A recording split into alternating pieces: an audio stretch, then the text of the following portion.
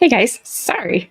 I was like running a little behind, but I'm here. Not that late, but just a touch. How are you all doing this evening?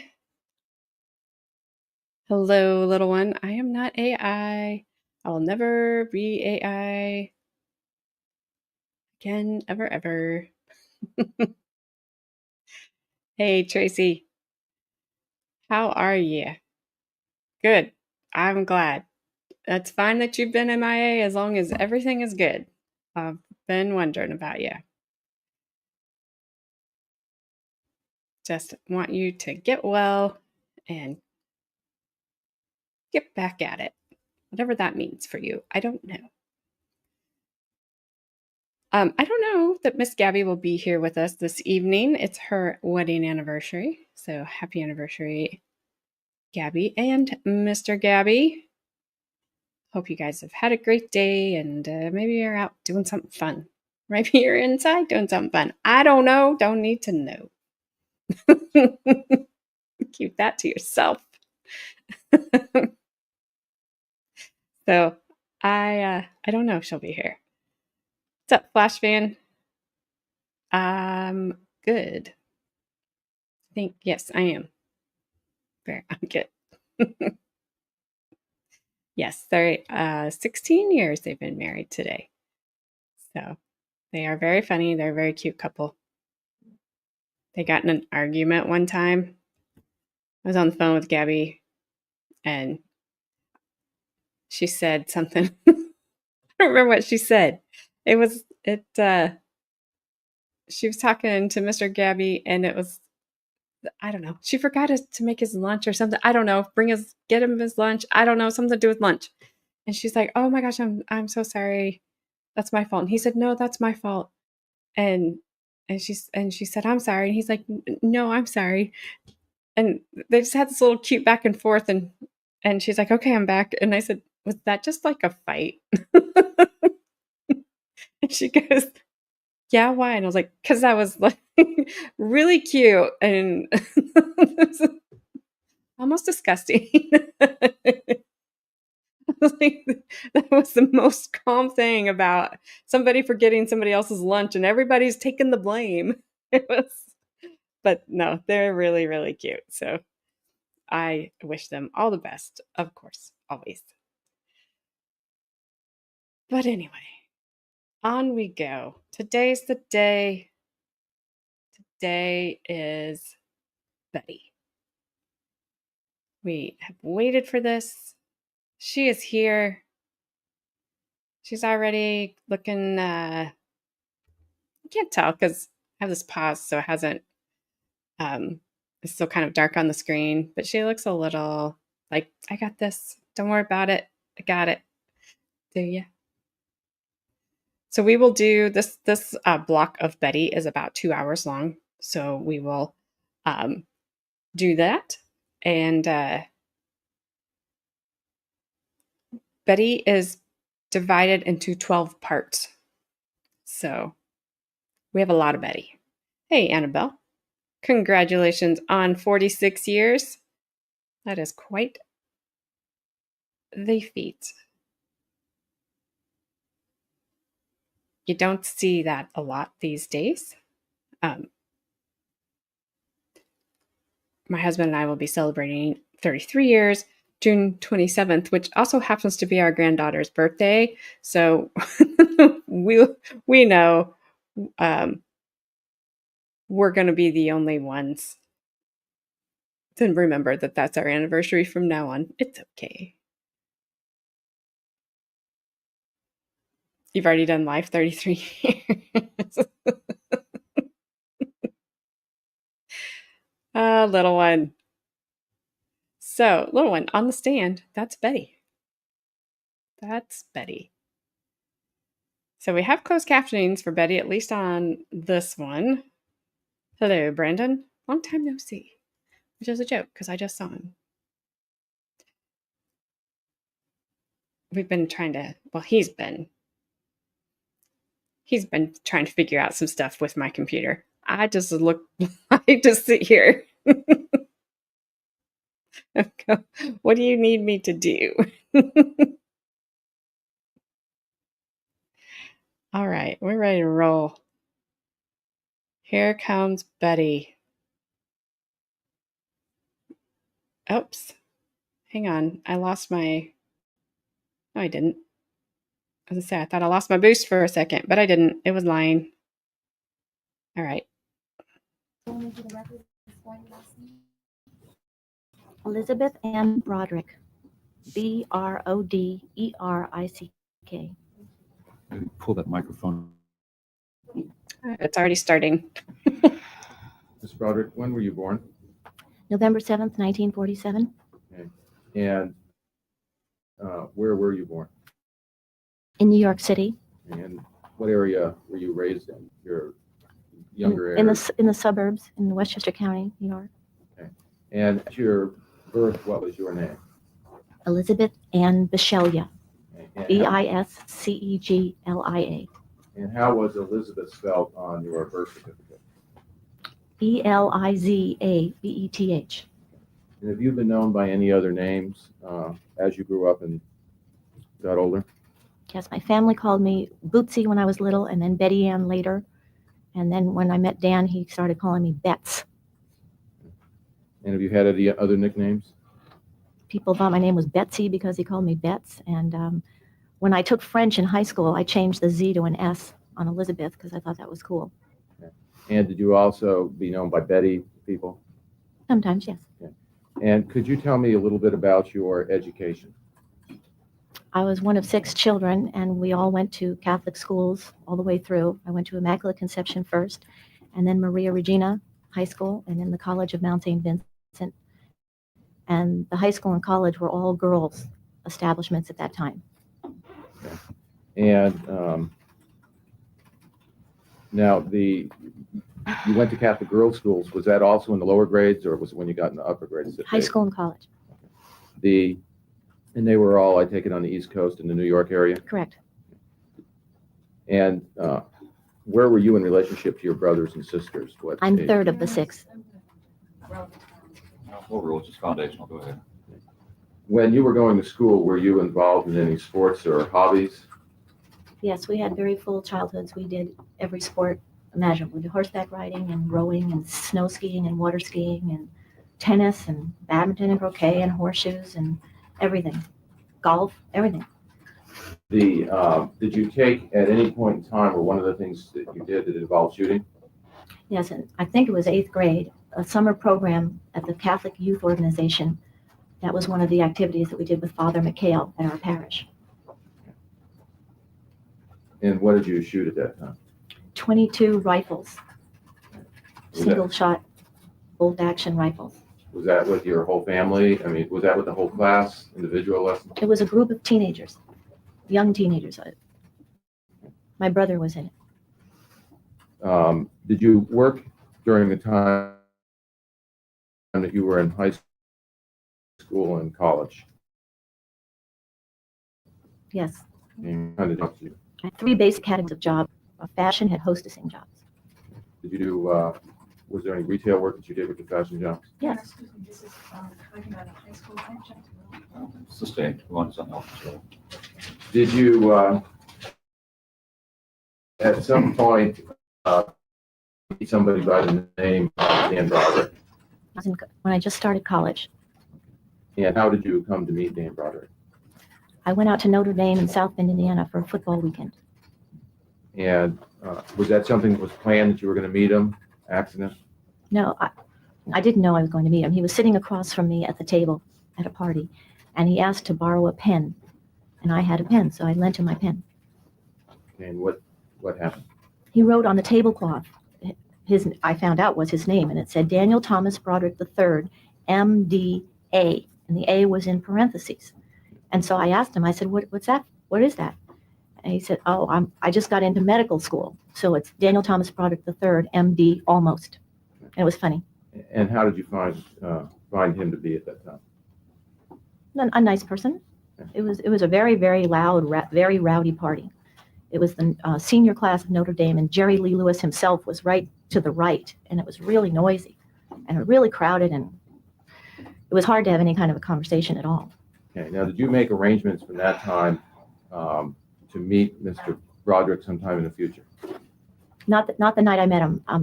The rest of the weekend, that was Friday night of the weekend. Objection, Your Honor. The answer is Sustained, she asked another question. and I object to relevance.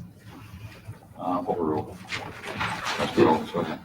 Did, at some point in time, did you communicate either in writing or over the phone with Mr. Broderick after that? Yes, he wrote to me a lot of times. Okay. And how would you describe did you write back to him? The first thing I heard from him was Objection, Your Honor, not responsible. Sustained. Did you write back to him at all?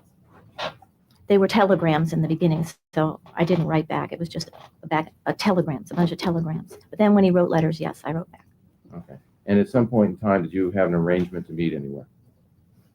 As a joke, the weekend that I met him, as a joke, we said that when he came to New York the following September, which would have been September 1966, that I would show him around New York because I'm from New York. And so there's a clock in the Biltmore Hotel, which is part of the Grand Central Station, where it's a famous meeting place. So I said I'd meet him at the clock Okay. on a certain day at a certain time, and that was the weekend that I met him. Was he supposed to be in, was there a reason he was going to be in New York? To attend. Excuse me, I object on relevance grounds. No. Overruled. Let's give you sustained as to the reason he was going to be in New York, Mr. Broderick. Go ahead. Did you meet him? No, I was scared. I didn't go. When did he establish some kind of residency at New York at that time? Yes, he moved to New York in September 66 to attend a 4-year medical school program at Cornell. And did you start having more contact with him at that time? Yes, after I didn't show up at the clock, he called, and I agreed to come down and go out with him once. And he was going to medical school at that time? Yes, just begun.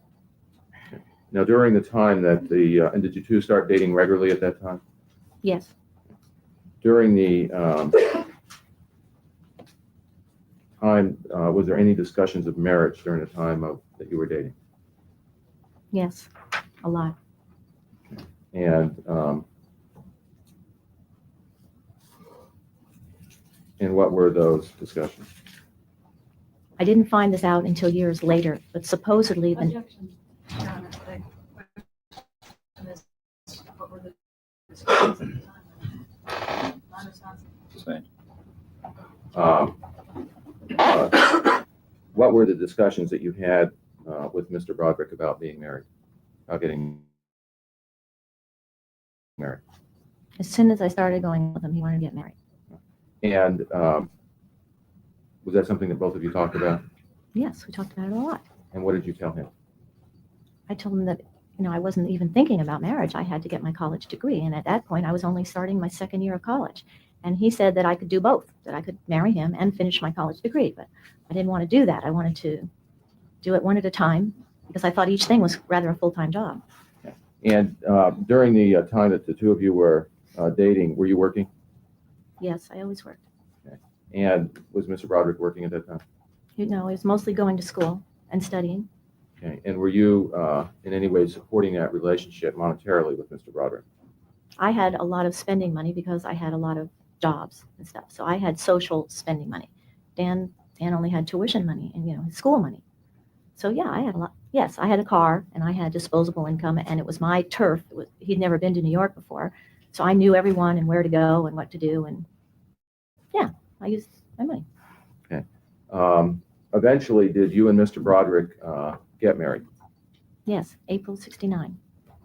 And what was what's the date? April what? April 12th, 1969. And had you finished college at that time? Yes, I graduated 6 months earlier than my regular class. I was supposed to get out in June of 69, but I got out in December of 68, excuse me. Okay. Now, during the time that you were dating Mr. Broderick, did it become clear as to how decisions were going to be made in your relationship? Yes, very, very early on in our relationship, I told you it was my car, and I had a lot of friends and a lot of things to do. We were driving from the east side to the west side of New York on our way up to Mount St. Vincent to meet a bunch of my friends.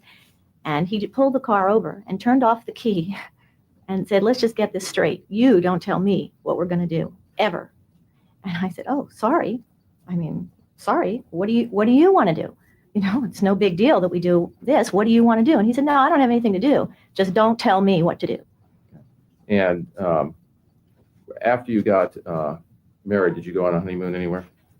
Yes, we spent, I think it was a week at a private home in St. Thomas. Okay. Now, after during the honeymoon and after you were then married, was there a change in the relationship between you and Mr. Broderick? Yes, very much so. And what was that change? Well, a dating relationship is entirely different from a marriage. And during the dating relationship, I had my own job and my own money and my own car, and I lived with my parents, and I had some freedom and stuff. And after the wedding, he was in charge of everything, and I moved in with him, and he took charge of the bank books and the paychecks and everything, and I more or less had to do what he said. Okay. Was that something, did you, at that point, did you cease paying the bills and doing anything with the money that you brought in? I never paid any bills with my money.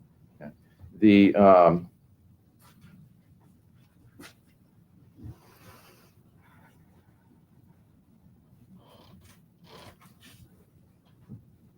now you indicated you didn't pay any of the bills. From that point on, would you know where the money was or what the finances of the family were? What I meant about not paying the bills is I always lived with my parents. Excuse me, non-responsive. Sustained. Did you have any idea of the finances of the family or what the money was going to be, how the money was going to be spent? No. The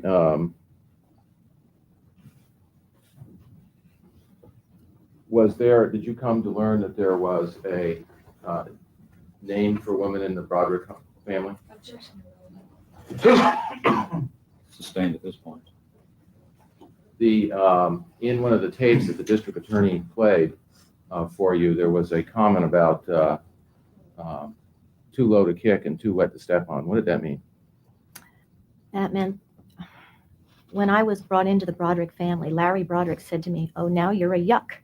And I said, what's a yuck? And he said, it's too low to kick and too wet to step on. And that's what they called their sisters, were the yucks. The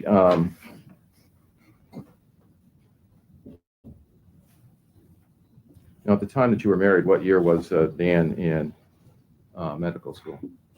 Midway in his third year. Okay. And at that time, were you still working? Yes, I had a very good teaching job in Westchester County in New York. Okay. And were you doing any other jobs at that time? I don't remember if I had overlapping jobs all the time. I would have kept Bonwit Teller for a while, but then in the summer when the teaching job was over, I worked in a nursing uniforms place down in New York, right at the hospital. But by that summer I was pregnant anyway. And then I went back to teaching in September. You want me to keep going? Where were you living during the that third year in medical school? When we first got married, I moved into a dormitory room with Dan, which was a little teeny tiny room that adjoined another room by a teeny tiny bathroom. And it wasn't designed for two people to live in it. Okay. When you and Dan were courting and married, was he someone you loved? Yes, we had a lot of fun. It was very nice.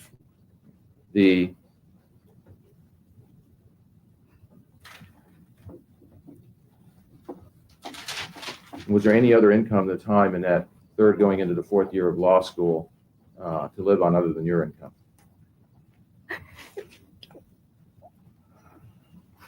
Dan's room was paid for as part of his schooling, so we didn't have rent. What's your question? Sorry. Were there other sources of income during that period of time when he was going to medical school other than for living expenses other than your work? Dan had a few little jobs. He was a New York cab driver for a little while. He worked in a blood lab at nights for some little period of time. But other than that, I can't remember him working, so no. There was no other source of income. Now, sometime shortly after your honeymoon, did you find anything about your physical condition? Yes, I got sick right away. After we were married, I got sick. Okay. And did you know what it was? I thought it was a flu or something. I was just throwing up and throwing up and throwing up, and I just felt terrible. I was just sick, but I kept going to work, and I figured I'd get over it. Okay. Did you eventually find out what was causing your condition? Yes, I was pregnant. Okay. And did you continue to work through that pregnancy? Yes. In those days, back in the dark ages, in the Objection, Your Honor, non-responsive. Stand.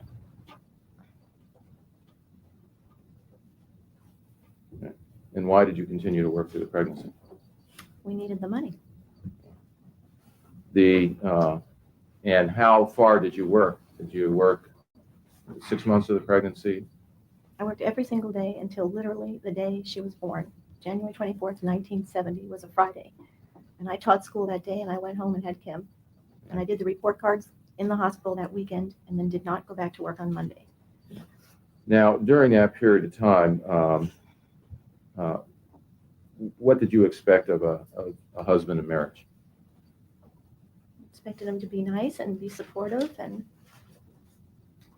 be the father of my children, and that we'd live happily ever after. Was that the first child that was born? Yes. And what was her name? Kim. And when was she born? January 24th, 1970, Okay. 9 months after we were married. Now, you left your teaching job after she was born? Yes, And did you, was there still a need to bring money into the family? definitely. And what did you do? I didn't want to leave Kim, a brand newborn, with anyone. I didn't have anyone to leave her with in New York City. That's why I didn't go back to my job. So I found a job that I could take her with me. I brought her to we lived in a medical complex of several buildings of doctors, and I brought her to the next building over. The woman was in law school full-time, and the man was a research fellow. And they had an 8-month-old daughter, and I minded her as a full-time job every day of the week. And I brought Kim with me. And then I also did other babysitting at night because Dan wasn't home anyway, he was studying. So in the evening, people would come in, you would babysit other people's children? Sometimes nurses would bring the kids to me, and sometimes I'd take Kim and go to a doctor's house. Now, during that time, were you doing any other kind of part-time work? For a while, I tried doing Avon and Tupperware in New York City to make money. There were nurses and students and things. And now you were and was that tough on Avon where you have parties where people come to your house, or back then was it different? Well, we didn't have, none of us lived in a place big enough to have a party. I lived in these dormitories where we were all little tiny rooms, so it was more door-to-door stuff. And this was in Dan's last year of medical school? Correct. Okay. Were there any decisions made about the future of the family, or what was going to happen after he finished medical school? Yes, in the 4th year of medical school, you take a series of electives where you decide what area of medicine, from psychiatry to dermatology, what surgery, and you pick electives so that you can choose what area of medicine you might like to go into. One of Dan's electives that he chose was to get on a suit and tie and go downtown to a New York law firm every day and research becoming involved in the medical malpractice field as a lawyer doctor. That was one of the things he researched in 4th year, and he did decide to do that. Okay, and decided to do what? Go on to medical law To school? become involved in the emerging, it was just starting, medical malpractice field as an attorney that would have a great knowledge of medicine as well by being a doctor and a lawyer. Now, was that a decision that you were willing to live with, him going to law school rather than going out and practice as a doctor? Yes, that was fine with me, whatever he wanted to do, And why was that? because that's a wife's job, whatever the husband wants to do, it was my job to support him emotionally and, psychologically, and great, let's do it. So we did it. And was there, did you discuss or did you come to understand how his legal education would be financed? That was the problem, because we didn't have any income except mine, which was pathetic. And so we needed to finance the next 3 years totally on loans. And was there any discussion about night school or some other way of getting through law school? Yes, he wanted to be a doctor and a lawyer, and the options open were to do law school part-time days, part-time nights, or full-time days. And if he had done one of the part-time things, he could have worked as well, which is how a lot of people get through law school. But he chose to go full-time at Harvard. Was that something that you were in disagreement about? No, Harvard didn't have a part-time program, but it was very, very expensive. Now, the summer between medical school and law school, did you work? We moved to Pittsburgh. We moved entirely out of New York and went to stay with his family in Pittsburgh. He worked as an intern at a local Pittsburgh hospital, and I stayed with his family rent-free with Kim. And then I just did the Tupperware Avon thing as much as I could in the afternoons, but it didn't make much. And the next fall, did Dan go to law school? Yes, we moved to Cambridge, Massachusetts in September of '70, and I again took. Objection, Your Honor. Sustain.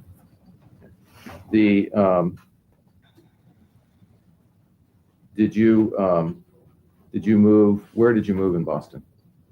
We couldn't afford student housing. We didn't have any money to get into student housing, and we couldn't afford to live in Cambridge around the school. But we had no form of transportation. We had no car at this time, so we couldn't move far away either. So we moved to a community called Somerville, Massachusetts. And what kind of neighborhood was that? At that time, it was a very, very older, rundown neighborhood.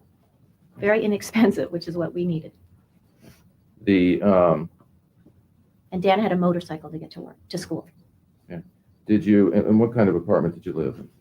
It was a basement apartment in a very old building. You went downstairs and the windows looked out on a dug-in hole of cement or something, and all the trash and newspapers and liquor bottles and stuff would be in our windows when we woke up in the morning.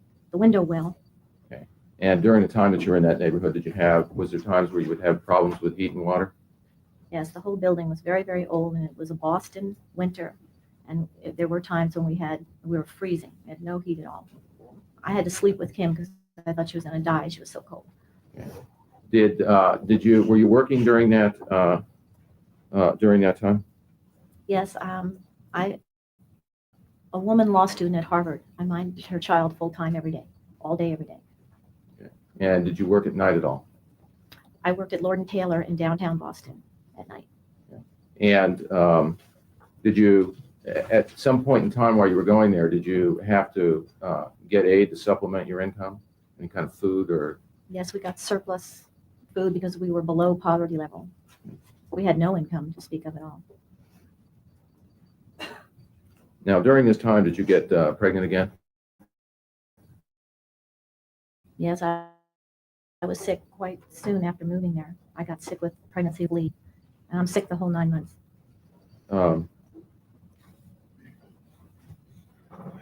Now, during this time, was Dan working hard that first year? Absolutely. First year is the hardest year of law school, and he worked very, very hard, and he studied very, very hard. Okay. And so when you're talking about working hard, you're talking about working hard at school and coming home and studying. Correct. Were you resentful of that fact that he wasn't practicing medicine and making money and was going to law school? Not at all. And why is that? Because this was the plan that we agreed upon, that he would do the law school, and if you're going to do it, you have to do it well and do it right. And he needed to do that. Now, during the time that you were going through this first year of law school, how was Dan dressing? Objection, Your Honor. I'll sustain.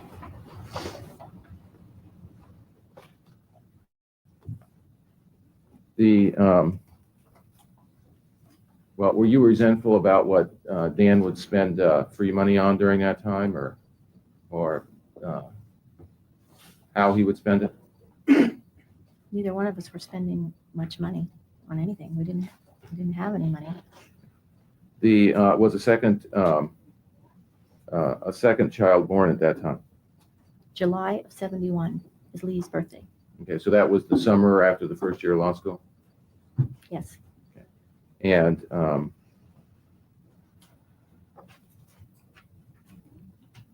did you work through Lee's pregnancy? In the home, as I had described earlier, Okay. as Lord & Taylor, and that's all I did that first year. And did you have problems with the pregnancies and the births of both children? Objection, Your Honor. Sustained. I'd like to make an offer of proof here. Not going to something else, maybe I'll proof for the recess.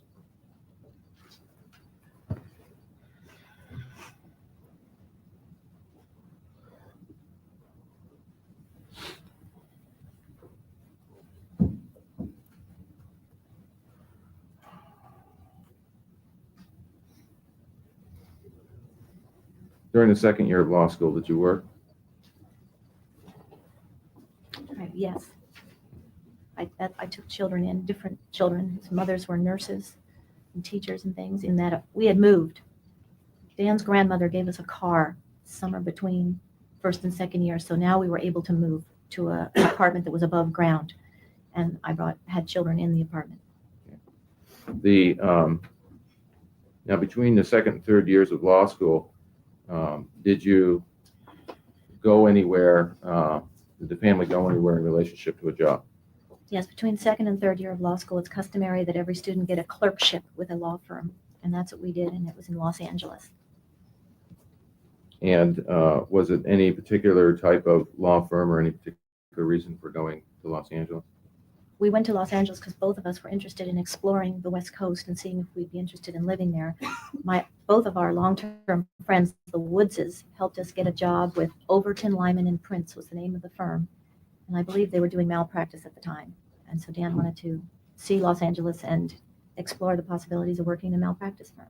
Did the whole family go to Los Angeles that summer? Yes, we had 2 children on the way out. We drove a Volkswagen from Boston to Los Angeles. Okay. And while you were in Los Angeles that summer, were any plans made in regards to your future? Yes, we didn't like Los Angeles at all. It was really crowded. And the commute for Dan was really, he just didn't like it. And I met a lady in a playground with the children. And she said, boy, if she could live anywhere at all, it'd be San Diego. And I said, where is it? And she said, well, you get on 5 and go south. So one Saturday, we got in the Volkswagen with the kids and we went south on 5. We didn't know where we were going, but we ended up on kind of vacation village area of Mission Bay. And it was beautiful, sunshiny, it was clean, and nobody was there, and it was just gorgeous. And we could look across at the city, and we saw a few tall buildings, and Dan said, there's got to be a law firm here.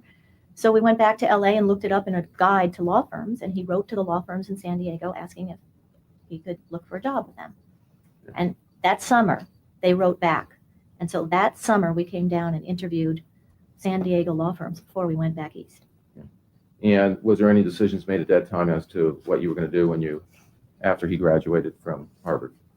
Yes, the law firm of Gray, Carey, Ames, and Fry were extremely nice to us. They went out of their way to woo us. They wanted Dan very badly, and they impressed us a lot, and they offered us the moon, and so he took the job with them. But it wouldn't be until the next year that we'd come back for it. And so you went back to the third year of law school? Yes, we drove across country again, but by that time I'm pregnant and sick with the third child. So you were pregnant again in the third year of law school? Yes, And did you work during that third year? as much as I could, same as usual. I brought kids in, but that pregnancy, I not only got sick the whole time, I was hemorrhaging through the whole pregnancy. I had what you call placenta previa. Okay. And was that baby born alive? The baby was born alive, but died shortly after. Now, after that happened, did you do anything after that baby died? Objection. Sustained, just rephrasing. Was there anything that you tried to do yourself after that baby died? Objection, Your Honor. Overrule, go ahead and answer that. Yes, And what was that? I tried to kill myself. And was there a reason for that? Yes.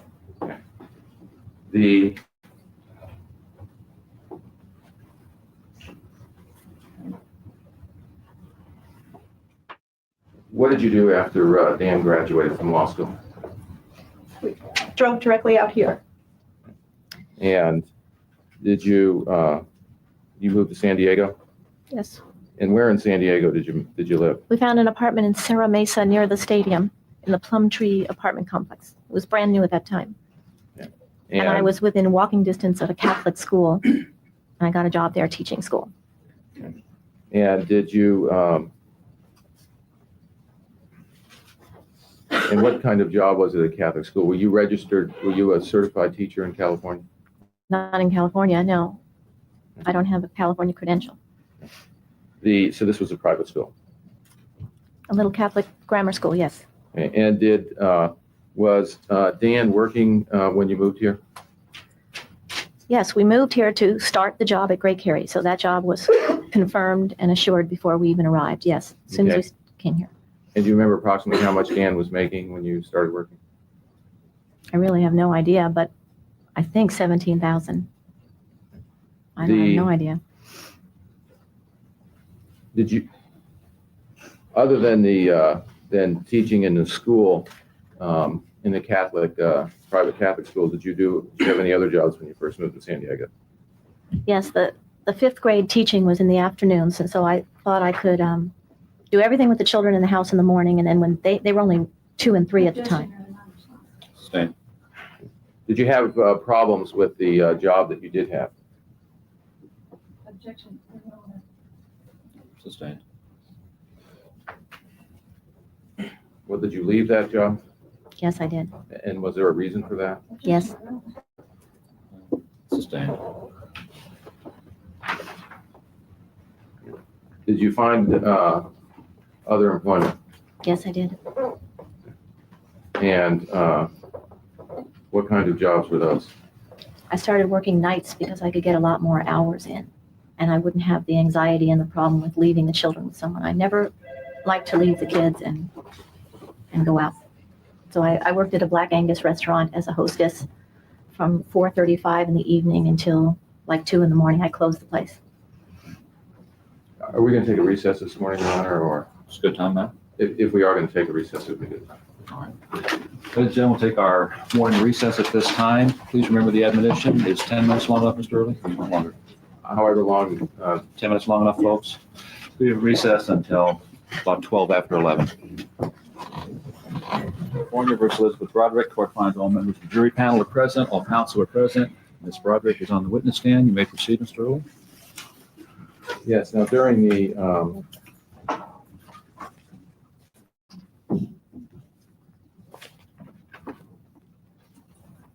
what was your, up to that point, what was your social life like? Objection, Your Honor, vague as to what point they're referring to. Sustained. Just rephrase it, Mr. Early. Okay. We've now gone through your marriage and you've moved to San Diego. What had been your social life up to that point? In medical school, we lived in a dormitory where it was other married or unmarried students, so we were very, very social, and I didn't have the children then. And then in Boston, we didn't have any money, and we didn't live near where any other students lived, so I was particularly totally isolated. And we didn't do anything socially. We had no money.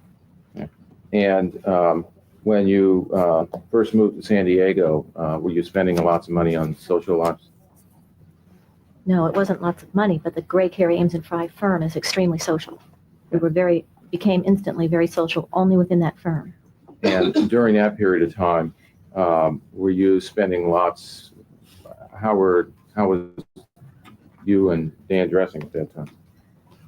Dan always dressed beautifully, always. Even before I came into the picture, he was meticulous about his clothing. In medical school, he wore Objection, Your Honor. Sustained. Your Honor, while we're at this point, I'd like to make an offer of proof. Well, we've passed this point. They've moved to San Diego and he has a job with Grey Carey. Now we're going back to talking about medical school again? Yeah, I'm asking about their clothing and how they spent money. At the time they were in San Diego, fine, she can answer that. Time that you were in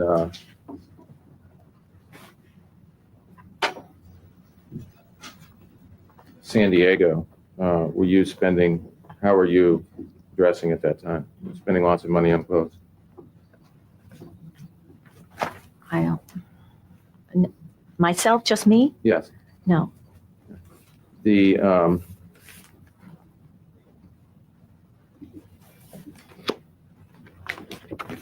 now during this, after you moved to San Diego and you were in the apartment, did anything happen to move out of the apartment?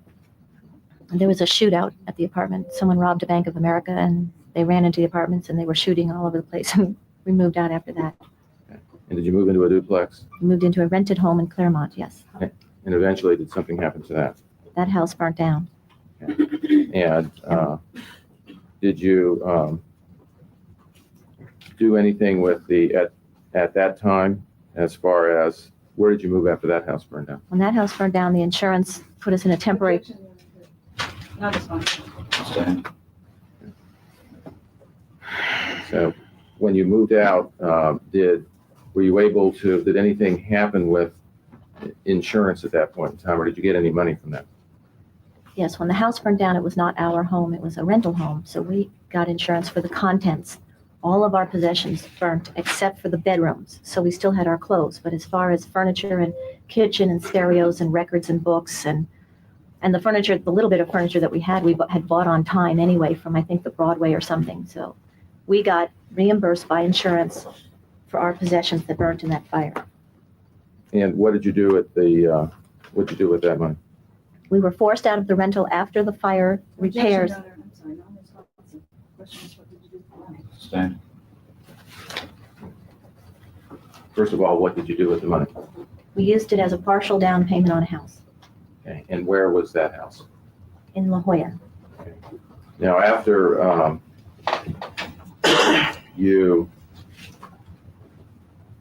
and what was the address of that house? 5555 Coral Reef Avenue. Now,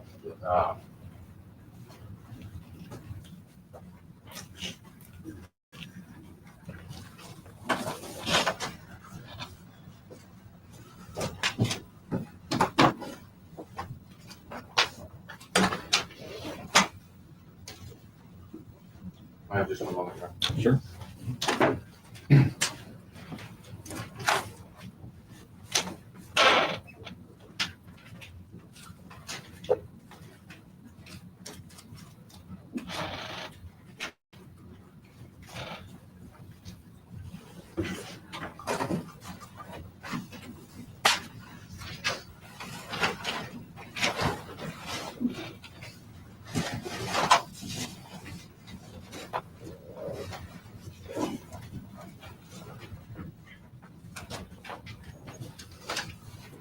Sorry, Your Honor, we moved all this yesterday. Sorry, take time.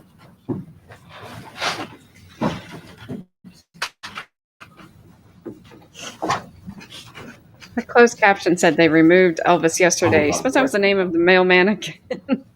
See you, Haley. Sweet dreams.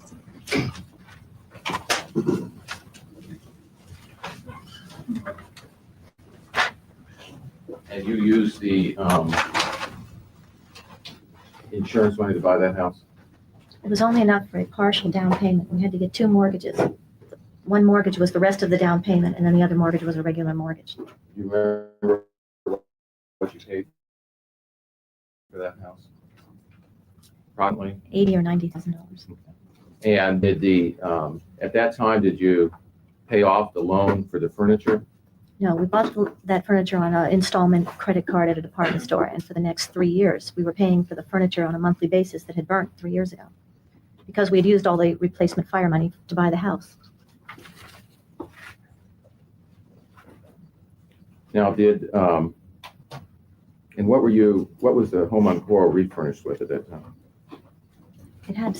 We had bedroom furniture because our bedrooms didn't burn, so we had beds.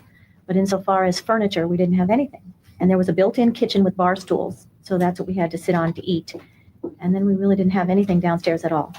Yeah. Did there come some point in time where you got something in the house to sit on, at least when family or friends came over? Yes, Larry Broderick had more money than we did, and when he came to town, he bought us table and chair, aluminum patio furniture, and 2 lounge chairs and a little table between them. And we'd sit outside on that stuff in the daytime, and then at night we'd carry it in and we'd sit in the house. Now, what year was, you had your first son is Danny, Daniel Thomas Broderick IV, and Yes. what year was he born in? 76, February 23rd, 76. Now, at some point in time, was there some problems developed between you and your husband in regards to the amount of time he was spending at work or away from home?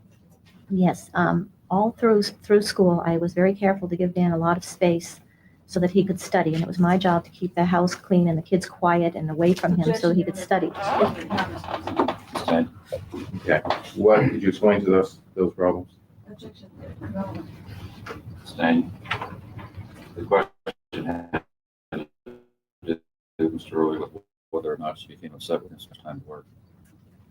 From 76, do you want to re-ask that question? If I may back up a minute. First of all, if you can answer this yes or no, and then I'll ask something. Were there problems that were developing between you and Daniel Broderick at that time? Yes. Thank you. What were those problems? His non-involvement with myself and the children, his absence. And was there discussions about the source of those problems? First start, yes or no? Yes. And what were those discussions about? Objection. Overall, you answer that. When we were in school, his absence was tied to school and studying. And when we came to San Diego, his absence was tied to the firm that he was in and getting ahead in that firm. There seemed to be a lot of mandatory appearances at luncheons and social things and athletic things that seemed to be mandatory if you wanted to make it in that firm. And Dan definitely wanted to make it.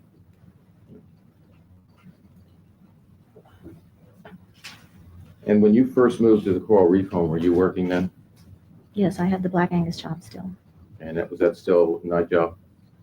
Yes. At one point there, before Danny was born, I had to get disability because of my varicose vein problem. You weren't allowed to sit down on the job. You were not allowed. You had to stand up front. There was no way you could sit down. And I had horrible. Objection, Your Honor. Sustained. Were you working at other jobs during these 2 or 3 year periods, you would guess? Yes, I always had several jobs. And then when Danny was about 18 months old, I started my biggest production of having children come to my home, where I would mind my own children and other people's children. We had a large backyard at the time for that purpose. And was there a reason that you discussed with Mr. Broderick the fact that he was away from the home a lot? I mean, how you felt about that? Any discussions at all? Oh, it was constant discussions. I felt that he was really neglecting myself and the children. I felt I spoiled him in the early years by not expecting him to do anything with us because of the schooling. And then after he got a regular job, I kind of expected him to get involved and be home on weekends and be home at night and to have a little more time for us. And he didn't have very much time for us. Now, during the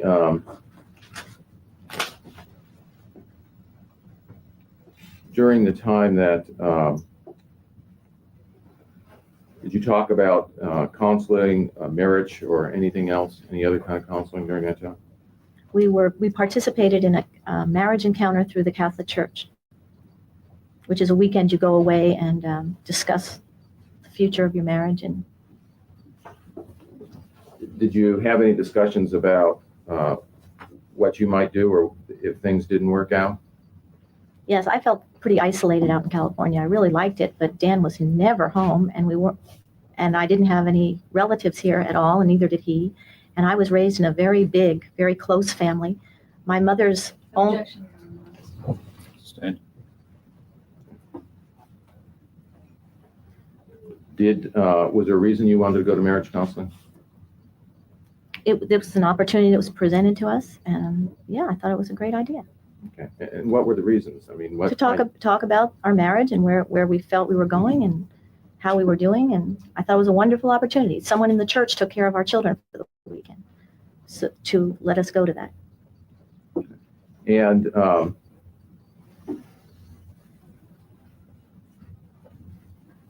was there any discussions about leaving Great Cary at that time? We had discussions about moving back east because I was lonesome. Objection, Your Honor. Well, That's overall, leaving that's right what stands for. I should- Yeah, go ahead. I was discussing moving back east because I really missed family. And we could have gone to either Pittsburgh or New York, and we looked at property in Pittsburgh, so I'm not making any of this up. And Dan said that we couldn't leave because he had 5 years in town. Actually, it wasn't 5 at that point. It was almost 5. But he said, no, we can't leave. We can't go anywhere else. We got to stay here and give me more time, and I'll straighten everything out. Did did you discuss any plans for Dan leaving Great Cary at that time? Yes. Okay. And what were those discussions? I wanted him to leave Great Cary because of all the drinking and all the craziness that was going on. I hated it. And he wanted to leave Great Cary because he had his medical background, and he was supposed to be doing medical malpractice. Great Cary had no medical malpractice clients or cases at all, and they would not allow him to start a personal injury business within the firm. So he was not doing professionally what he wanted to do either. So he wanted to leave for professional reasons, and I wanted him to leave for family reasons. Now, you've heard testimony about the only marrying Dan because he's a money-making machine and never loving him. You've heard that, haven't you? Yeah. Is that true? I've never heard it before. I married Dan for a million other reasons. He was not a money-making machine when I married him. Now,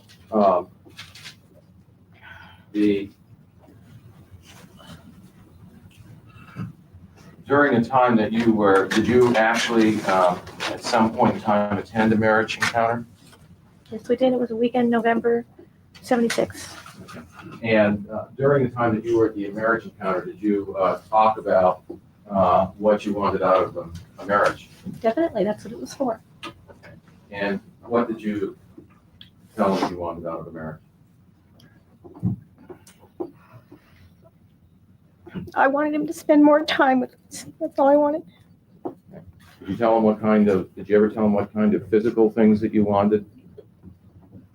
I wanted a sofa for the family room because we had this black leather chair that he would sit in all the time, and I just didn't feel we ever got really close to one another. So yeah, I wanted a sofa for the family room. That was my big desire in 1976. Okay.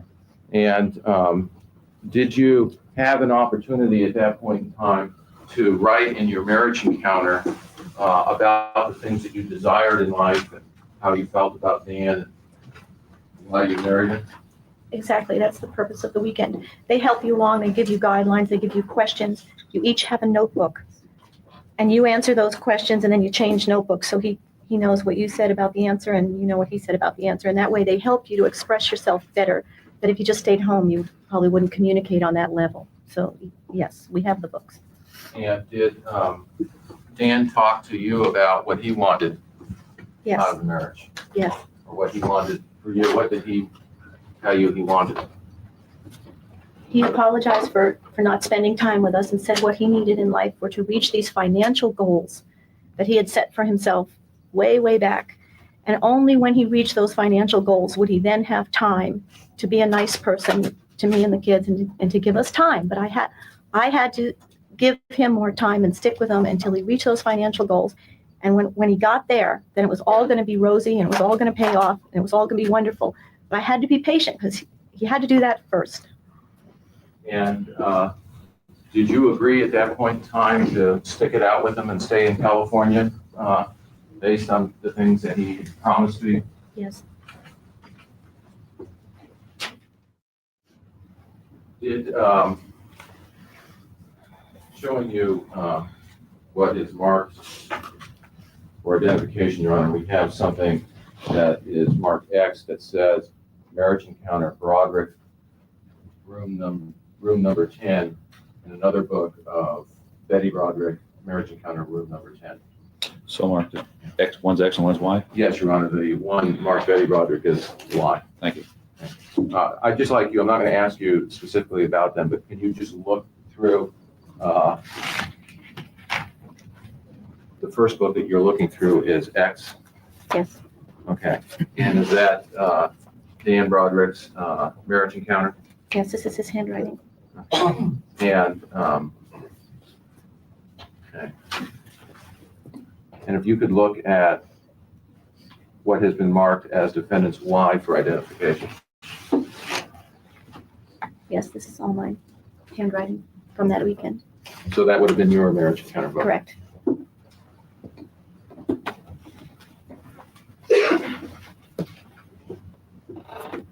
The now after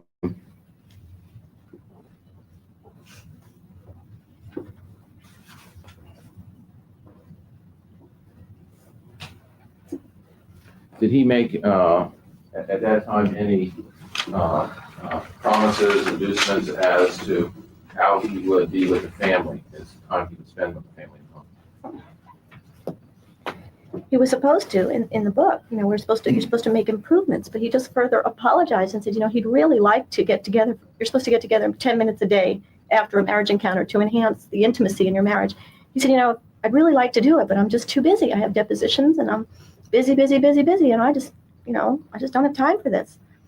Did he talk to you at all about at least goals as far as what he was going to do in the legal community and what kinds of time he had to spend with them? Clubs, associations. Yes, as I said earlier, it wasn't just that he worked very, very hard and he was very, very smart. He worked very long hours, very smart. But on top of that, we had all of these committees and courses that he taught and boards of directors that he was on, all related directly to the Bar Association and the legal community in this town that enhanced his status in the legal community. So he had to teach courses and go to meetings at night. And I was told that was necessary to get where he was going and that I just had to be patient. And when he explained that with you, did you agree to? Be patient. What was your feeling about that? Did you agree, disagree? He was right. I knew he was right. I accepted that he was right at the time, and I also accepted that I'd have to be more patient. But he promised me that if I was more patient, that things were going to change. Just wait and see. When he got there, it was all, then everything was going to be fine. He was going to turn into a real nice person that had time for us. Now, how old were you at that time? 76. 29? Is that good? Which year? You were born in 1947, is that correct? Right. Now, what year was when Danny born? We already did. Danny was born in February of 76. Okay. And which was before the marriage encounter. were you working? Objection, no, yes, yes. Sustained.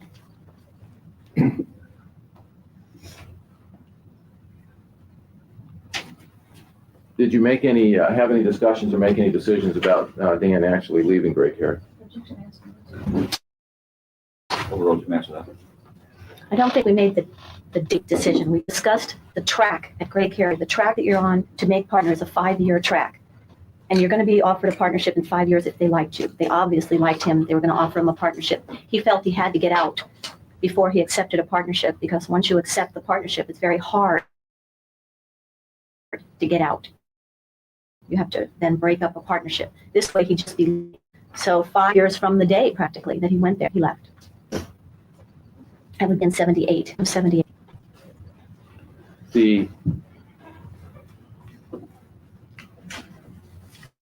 At that point in time, had your religion been important to you? Yes, I was raised in a very nice Catholic family, and we're all pretty religious. And I kept it up with the children. I had them baptized. They did first communion stuff, and I basically Try to get. Were you able to get involved at least in keeping communications going in any kind of counseling or continuation of the Catholic marriage? Okay. no, didn't do that. They had later in you were reunions with the group. We originally did that, but we never participated. Okay. When you talked about the going into private practice, did you also have any discussions or agreements about the financial risks that were in going into private practice? Yes, at the time, decided Great Carey private practice, he was forfeiting the only paycheck we had, which was a regular paycheck from Great Carey. And at that time, our home wasn't for, our cars weren't paid for, our furniture wasn't paid for, and these bills were going to keep coming and keep coming, whether he worked for Great Carey or not. We couldn't give this back at this point. So he decided to leave Great Carey, but then he had to finance our entire lifestyle on loans again until he got going.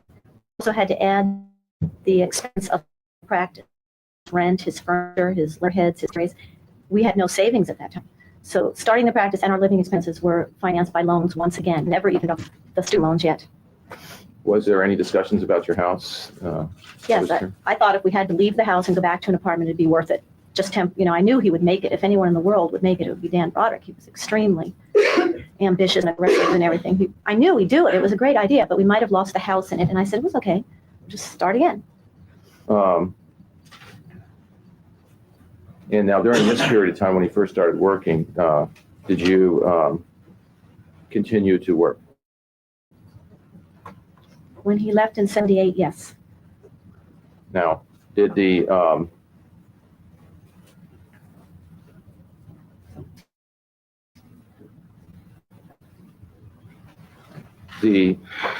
indicated at some point in time you started a daycare operation at the home? That was when Danny was about 10 months old. And what, So I'd been doing it for a couple of years. and what kind of operation was that?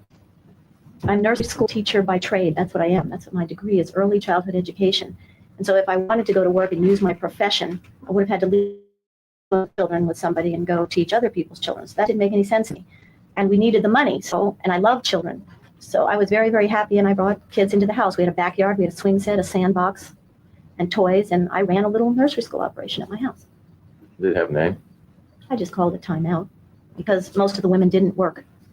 They just dropped the kids with me when they went to lunch and played tennis and did all the things La Jolla people do. Now, when was Rhett born? In February of 79. Okay. Now, were Rhett and Danny, were they difficult pregnancies? Objectionable. Rose, you can answer that. All of my pregnancies were technically, medically, very complicated pregnancies. I have 2 uteruses. The kids never turned, ever. They were all breech births. They were all early. They were preemies. I mean, I was a very high-risk pregnancy. And because of the 3rd baby dying and the placenta previa, and because of... That's okay. Did was there a time that, and besides those that you've gone over with, the 5, has there been other pregnancies that you've gone through where the baby did not go to full term? Yes, I had several miscarriages between Danny and Rhett. Okay, just so there was approximately 7 or 8 pregnancies total? 9. 9.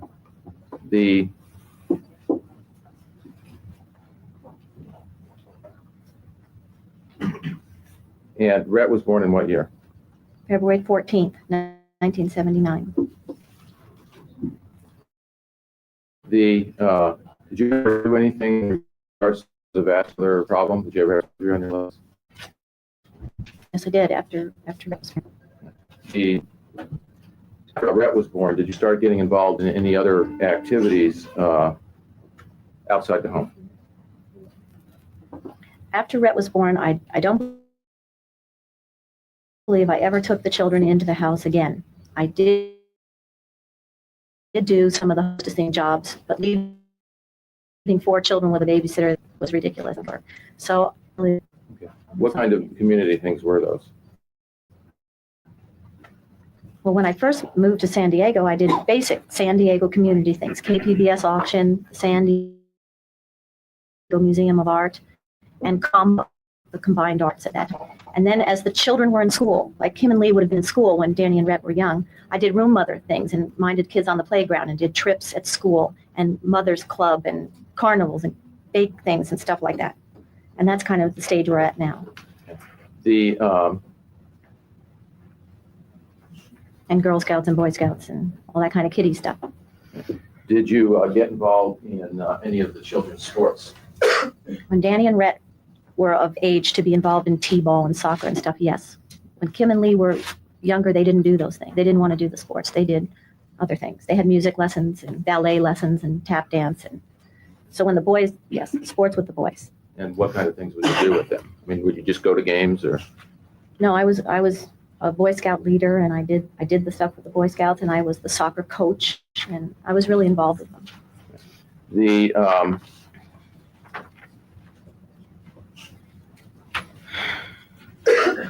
Did you do anything that was associated with the legal field as far as volunteer work in that time also? Yes, I made a conscious decision at one point that I wouldn't do anything that wasn't directly involved with my children, my family, my husband. I wouldn't do any more of the community things. And it wasn't until much later that I did other charity things, but a core section of life, I only did kid things, school things, and bar association things. So what kind of bar association things were you doing? There's a bar association auxiliary for the wives, and you do the Blackstone Ball, and you do book sales, and you do lunches, and a fair at Christmas. And I gave courthouse tours in this courthouse for 5 years to school children, and it's kind of a booster club for the husbands, and you have to be a wife of a judge or lawyer to be in it. Now, was Dan becoming more involved he was in private practice at this time? Yes, starting in 78. And in some time, did the family income start to increase sometime where there was a little bit more money in the family? Yes, in 78, we had no income from his practice at all. And in 79, I still think we were negative on tax returns, as I believe the nature of a personal injury business is Objection, Your Honor, I'm responsible. Sustained. Did you have any understanding why there was going to be some years where there was not very much money coming in from his business? yes, Dan no longer received a regular paycheck from anyone. He only got a percentage of cases after they had run the 3, 4, 5-year gamut of the whole legal system, when they were totally settled, whether in a courtroom or on a phone. Then he got a percentage of the settlement, but there was not a regular paycheck by anyone. And so in the first early years of the practice, there was no income. But that was something that you understood and were willing to. Absolutely, and we had the loans, and yes. Did he get involved? Was during this period of time, was Mr. Broderick getting involved in enhancing his status in the legal community by doing, instead of coming home at night, doing things in the evening and on weekends? Very much so, yes. He could no longer rely on just being a member of the most prestigious firm in town. He had to make a name for himself as an individual. And so what kinds of things was he doing? He was teaching courses on Saturday and joining things, I don't know the names of them, with judges and stuff. And he was on the board of directors of the Bar Association for about 5 years. And there's all these other names of things he did. Okay. Inns of court, I don't know what that is. And moot courts and teaching people and videotaping things. And Okay. And those were things that kept him away from the home. yes, and he established himself as an expert in the medical legal field, and he gave speeches, and he wrote a column for Dicta, and he went out in the world and marketed himself as an expert in the medical legal field. Okay. And was this, I take it this was something that you understood that Dan told you he was going to have to do if you would stick it out? Right. Sustained. Did Dan, had those things been discussed that Dan was going to be doing those things? Yes. Now, as your children became older, did you get involved in other public service type work? Objection, asked. No, I haven't answered. Vegas, the time. Sustained. The what is the when is the first time that you can remember the year, if you can give it to us, where you felt that your family did not have any major financial problems, where there would actually be some discretionary spending? I never had any idea of what was in bank accounts or how much we owed or anything. So this is just my impression. My impression was that in 1981, Dan was purchasing and buying stuff, and so we had some money, not a lot of money, in 81, and that's the first year I felt we had any money at all. Okay.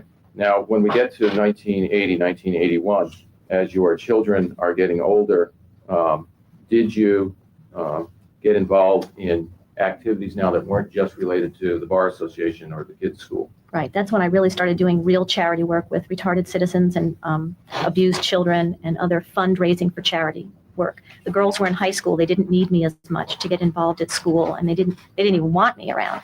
So I had time when the girls were in high school then.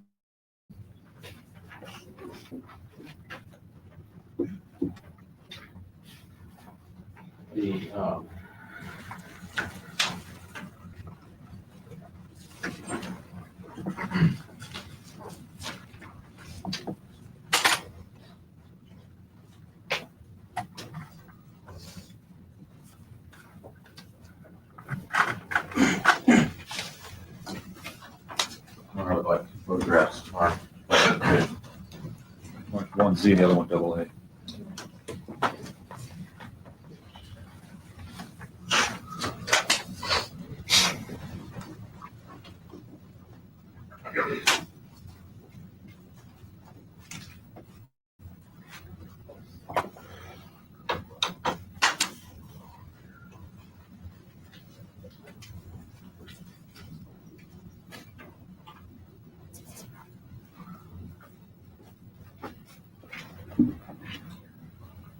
I want to show you a picture that's Z for identification. Do you recognize that picture? Yes. Okay. And do you recognize where that was taken? It's in the kitchen at Coral Reef. Okay. And was this about the time when you first moved into Coral Reef? No, it's later because we have curtains. Okay. We didn't So, have curtains for a couple of years.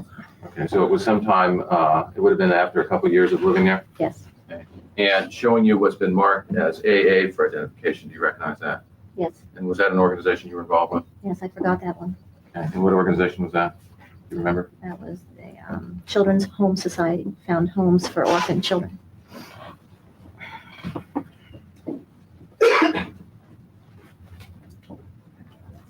The, do you,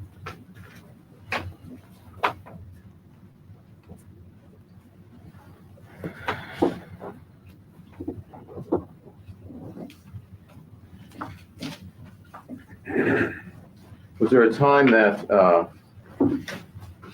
had there been a time that since you were first married that you and Dan had talked or dreamed about taking a vacation somewhere? When we were very first married, we wanted to go to Europe. And then because of me getting pregnant right away and losing my job and stuff, we never got there. So one of our mutual goals as a couple was to go to Europe as soon as we possibly could. Yeah. When was the first time that you and Dan were able to take the vacation that you had talked about? I'm not sure if it was 81 or 82, but we traded homes with a family in Belgium to save money. They would come to our home and we'd go to their home. And we had got your rail passes and Kim came with us. And so we got to Europe for the first time.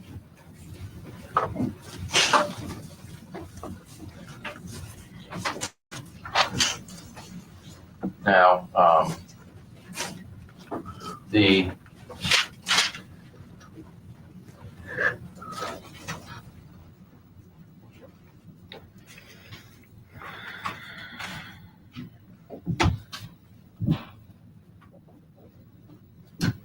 during this time, did there become any discussions about moving to a different house from Coral Reef? Yes. And what were those discussions? As Dan was making more and more money, he wanted to move to a more substantial home. Is that something that you wanted to do at the time? Yes, meaning not necessarily larger. Coral Reef was very large. It was just in a tract, on a tract street where our neighbors on either side were very similar and stuff. And he just wanted a home in a neighborhood with more custom homes or character houses. And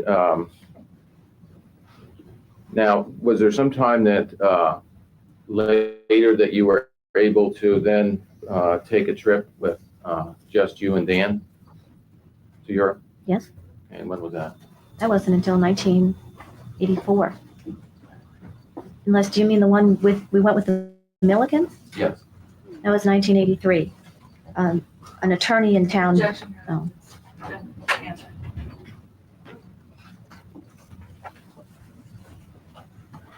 And I would like to mark for identification, Your Honor, some more photographs. One of them double B, the other double C.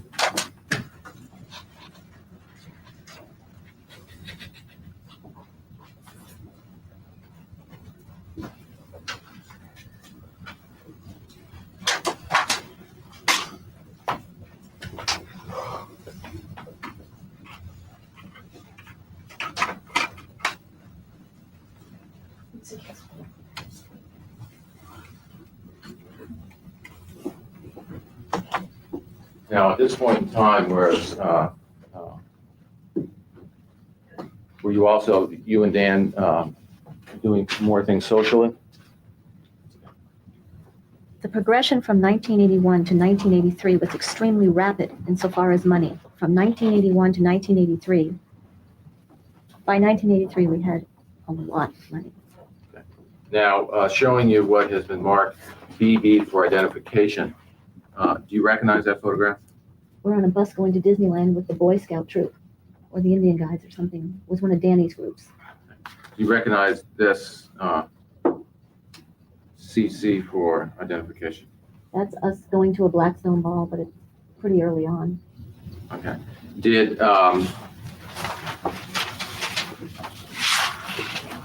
Dan is wearing a top hat and a cape. Is that something that he wore a lot out? Yes, Dan was very, very proud of his silk top hat and cape and red silk lined cape. The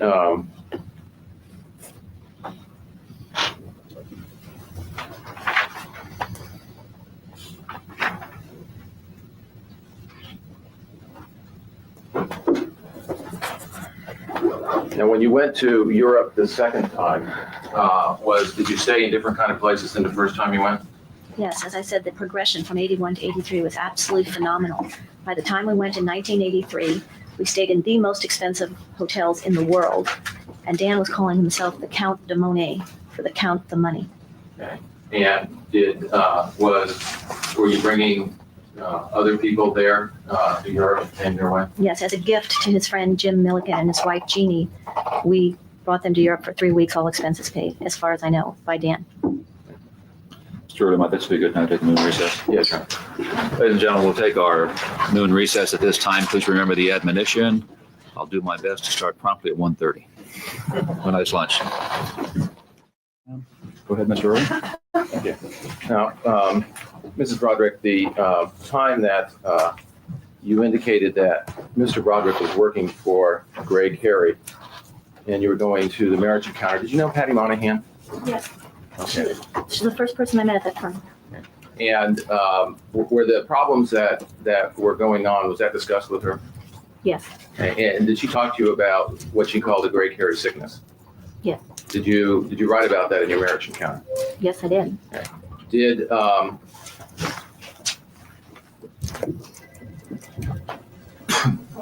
I believe we were at the point where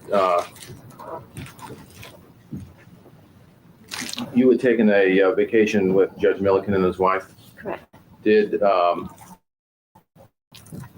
after now in excuse me if I may back out, in 1980 and 81, did you do anything about a real estate license? Yes, I went to a school that lasted 2 days. It was an accelerated real estate school. And it was a weekend school, and then you took the exam, and I passed it. Okay, and have you ever worked as a real estate agent? No. Have you ever showed a house to anybody? Not in a professional capacity, no. Okay. Have you ever completed a sale for a stranger? No, I got that license to save us money on the house that Dan wanted to buy next. There was, did you at some point in time ever get involved with interior decorating? I got what's called a resale license. I never went to decorator school, and I couldn't decorate anyone's house. I have a resale license. You go to an office building downtown, and you apply for one, and you get one. So when they It has said, nothing to do with being a decorator. so that was not a decorator license, it's just a resale card. Objection. Do you remember Dan at some point in time buying a big fancy Dusseldorf or some kind of car? Yes, I didn't know about it until after he bought it. It was in an airport, I believe in Denver. And that's the way they marketed these cars. You just put one in an airport with ropes around it, and it has pipes and running boards in it. It's a copy of a 1930 Mercedes made out of fiberglass. The engine is a Ford Pinto. Do you remember when he bought that? No, I don't. There was some testimony about that Kim related about a time that Dan went out for pizza one night. Remember that testimony? Yes. Okay. Now, during a period of time in 1975 through 1978, did Dan's activities involve his social activities? Was he having any problems with anything related to those?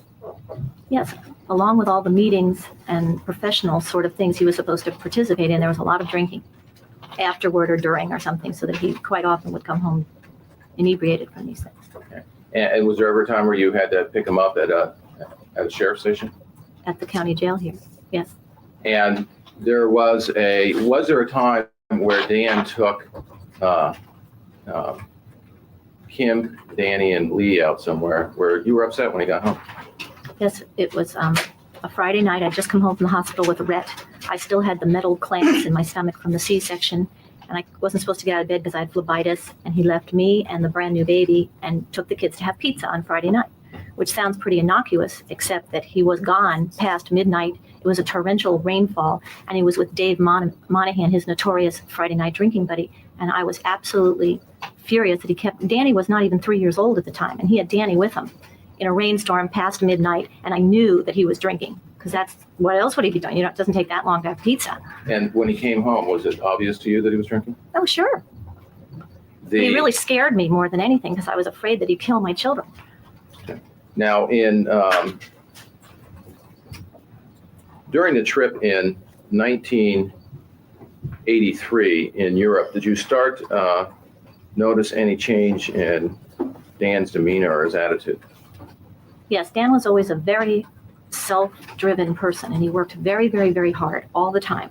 And so on vacations and things, he would play hard, and we'd have a lot of fun, or try to have a lot of fun, because I'd be away from the children and he'd be away from all the legal stuff that was so pressure. So we always tried to have a lot of fun. And on that trip, he was a little withdrawn, which I just attributed to, now that he's making that much money, he's got bigger and bigger cases, and I thought he was under a lot of stress from work. This is what I thought was wrong. Now, after that, did you go anywhere that summer? I took the children on a camping trip in the suburban. And is that the kind of car that was? At the suburban, yes. Okay. And did you drive a Suburban from that time, basically up until the time of your arrest? Yes, from 1983, I got the suburban. Okay. And was that always the same Suburban? At some point in time, did you change and get a new one? I changed and got a new one exactly the same as the old one. Okay. And was there a purpose that you had a Suburban? Because it served all the purposes. I used to take kids dirt biking. I could get 5 bikes in the back and surfboards and tennis rackets, and we always had a lot of extra children with us for water skiing, and I just used every single inch of it, and the license plate said load them up, and we loaded it up a lot. Okay. And at that time, do you remember what kind of car Dan was driving? Dan had an MG first, and then he had a Gazelle second, and then in '83 he acquired a red Corvette. Now, And he still had the previous 2 also. He had all 3 cars at once. did you have now on the camping trip? How long did it last? I think about 5 weeks. Okay. Did Dan go with you? He flew in to meet us twice. He met us on a weekend in Keystone, Colorado, where we own part of a condo with his brother. And we rode horses and stuff, but it was just a weekend. And then he flew into Montana, Flathead Lake, Montana, where we were for a week at a dude ranch. And he was to stay the week up there. Was there problems at that place? At the weekend in Keystone, he was really, really tired because it was just too short. He flew in, we tried to have fun, he was tired and he left, so it wasn't very much fun. And then when he got up to Montana, he was a real jerk. And I was like, gosh, you know, I've been on the road all this time with these kids. I was really looking forward to seeing you, you know, and having someone to talk to and someone to have dinner with and someone to sleep with and stuff. And he acted like a total jerk when he got there, and I didn't know why. And I got mad at him. I said, you know, if you're going to be here, be here. Otherwise, just go back home. And I was doing fine with the kids before. I'll just do it alone again. Okay. Now, through the various years after the marriage encounter up until the time of Dan's death in 1989, did you refer often to that marriage encounter book? Yes. Okay. And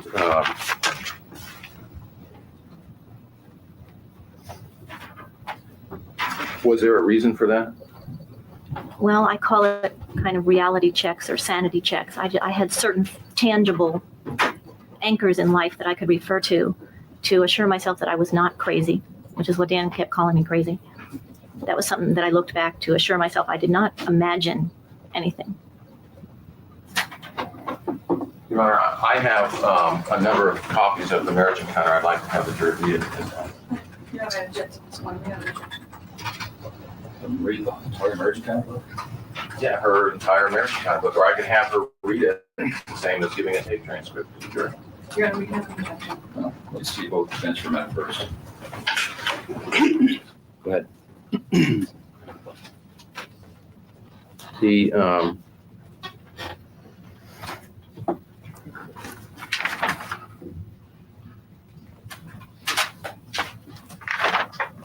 After you returned from the trip, had Dan's demeanor changed?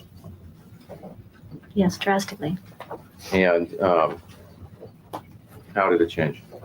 I wasn't even home an hour and I knew something was wrong. He didn't greet us at the door. He wasn't happy to see us. He was just acting very strange. And that was late at night when I came home with the children. And we had to go to a wedding the very next day in Laguna Beach. So we got all dressed up and drove to Laguna Beach. And it was during that ride up there that I heard what was wrong. And what did he tell you was wrong?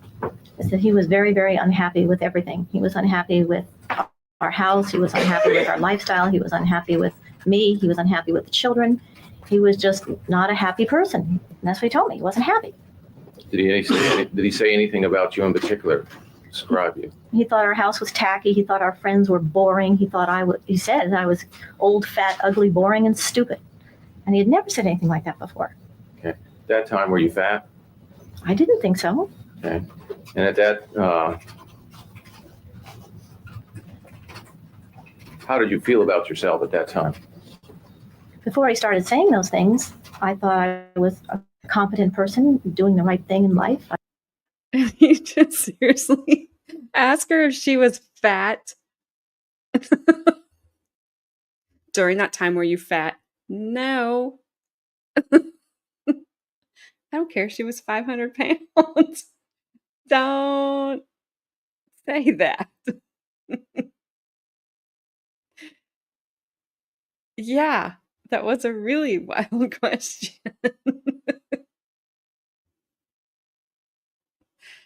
Whew. Yeah, ouch. Yeah, I think he did mean PHAT. That, yes.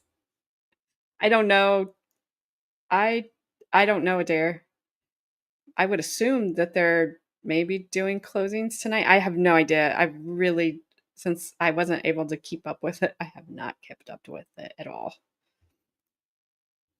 I mean, there's no surprises coming, but I guess a jury can do anything.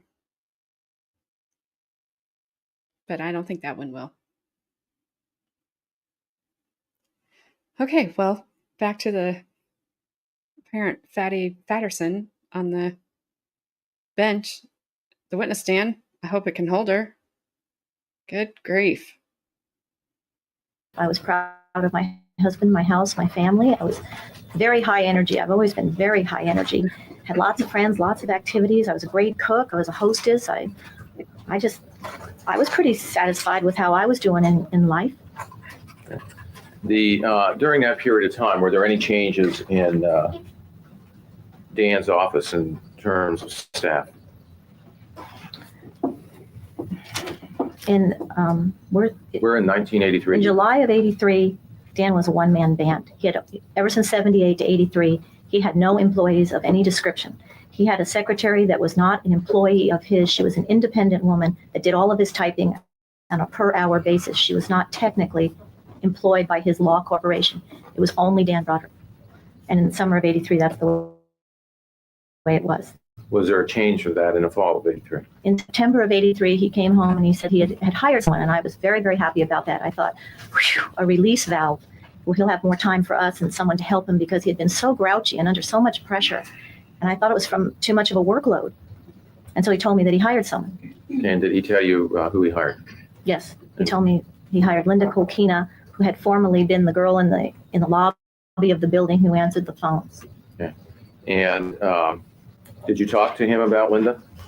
Yes, as soon as I was delighted that he hired someone, it seemed like the next moment he said who it was. I said, oh my gosh, what did you hire her for?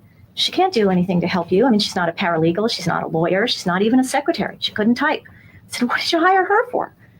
I mean, you need a lot of help, but I didn't see that she was the person that was going to help. Okay. And did he continue with his attitude around the house, how he felt about it? Oh, yes. How about he wanted changes, major changes.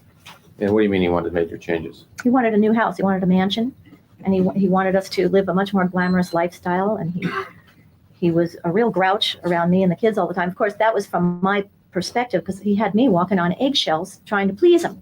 And I was real tense, and the children noticed it right away, but they never knew why. It's because in my trying to please Dan Broderick and make things perfect for him, I became very tense and short-tempered with the children, but they never knew why.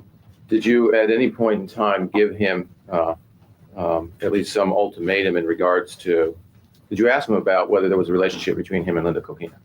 I had first heard Linda Kolkena's name raised at a party in Objection, December. Your Honor, non-responsive. Sustained. First of all, were you suspicious that there was a relationship between him and Linda Kolkena? Absolutely. I knew there was. And why was that?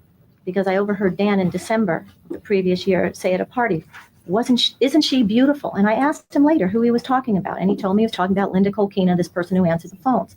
And then after that, I was kind of attuned to what was going on. And he was seen out to lunch and out to drinks and different places at downtown with Linda Kolkena. And then when he told me that he hired her, it just absolutely verified what I was suspicious of all along. And I was really mad. And did you give him some ultimatum in October about Linda Kolkena? Yeah, I said, it's bad enough that you're having an affair with this person, but now you're going to pay her to be in the same room with you for 12, 14 hours a day while I'm home with the kids and I never see you. And I was just really mad. And I said, get rid of that girl by October 1st. I gave him a month because I was being nice, stupidly. And I said, get rid of that girl by October 1st or get out of my house. And what was his response about him having a relationship with Linda Kolkena? That I was crazy. There was nothing going on. There had never been anything going on. That I was delusional. That I was imagining things. And furthermore, if there was anything going on that I didn't like, I could get out of the house because that was his house. Did he continue to talk to you about the problems he perceived that were being caused by you, either the way you physically looked or how you were keeping home? He was just a very unhappy person. We had talks about him being unhappy. And I'd say to him, I don't know what you're talking about, happy. We have 4 healthy kids. We have a beautiful home. You're doing really, really well in your business. We're healthy. I mean, what else is there in life? I just don't understand why you're all of a sudden so unhappy. Did you believe him when he told you at the time when you would talk to him about not having an affair with Linda Kolkena? Yes. I always believed everything he told me. And before this point in our long-term marriage, by this point, I've never doubted what he told me before. If he told me he was at meetings, he was at meetings. If he told me he was out of town at depositions, that's where he was. But all of a sudden, every time he started telling me that he was working late and he was going out of town and he was doing this and that, I was suspicious that he was with Linda Kolkena and that he was lying. Yeah. How did that make you feel when he would tell you? I mean, how were you feeling about the fact that you had these suspicions, but you wanted to believe him? Well, it made me feel like a jerk, like I was stupid or something, but there really are no words to describe what you feel when you find out your husband's having an affair. Okay. Did you try to do something about the things Dan said that were wrong with you? Sure. I tried to, I wouldn't say I tried to look like Linda Kolkena. I didn't do that. I just tried to not be old, fat, ugly, boring, and stupid. So I couldn't do anything about old, and I lost weight, and I went down to a sickly thin, and I didn't think I was boring, but I quit all my society things and tried to stay home and give him more attention. And I just tried to really cater to him. I tried to become perfect for him so he'd have nothing to complain about at all. Of course, he hadn't really complained about anything before that either. Okay.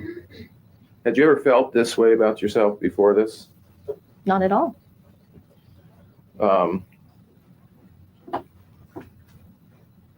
Did you start feeling different about yourself after Dan told you these things? Objection. Yes. Answer that. Yes, understand. Did you do anything medically about making yourself look younger? Dan sent me to some client that he had to get wrinkles off my face. And I got braces on my teeth because I have a little tiny crooked tooth here. I let my hair grow longer like it used to be in college. It was real long hair. And with the kids, I let it get a little shorter. So I let my hair grow longer. And I just tried to look as much as I could like I used to look when I was 19. Yeah. Did the subject of more babies ever come up? Yes. I had my tubes tied with the birth of Rhett in 1979 because I had to do that if I wanted to get my leg operated on. After you have the vascular surgery in your leg, you're not really supposed to get pregnant ever again. But I had my tubes tied, and so I thought if it would make Dan feel younger that he had young children or had babies, that I would get that operation reversed and have more children. Because I was asking, like what does she have that we don't have together? I mean, why would you be interested in Linda Kolkena? I don't understand. Did you see any doctors about your physical condition, having children? About getting the tube tied reversed, yes. And- Dr. Villanueva is a specialist in fertility. And did both you and Dan go to see him? Yes. Now, during this period of time that was going on, Were you still asking Dan about Linda? Yes. And what was he telling you? Objection, asked and answered. Sustained.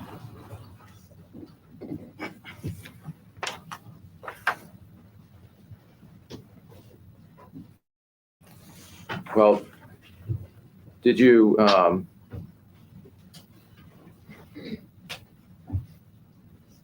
ever feel that you were imagining things because of what Dan told you? I mean, were there times where you felt that you were crazy or imagining things? There were times when I doubted.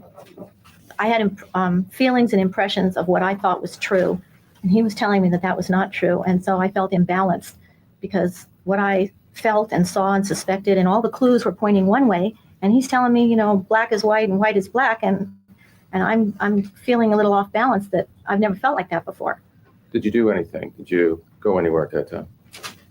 Well, first of all, did you do anything to yourself physically at any period of time in 1983?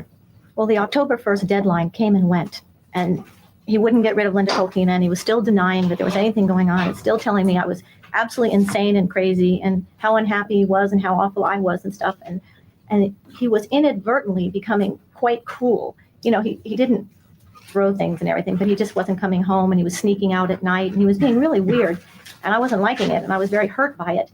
And then it came kind of to a head on my birthday, that he didn't come home or anything, and he was just being a shit.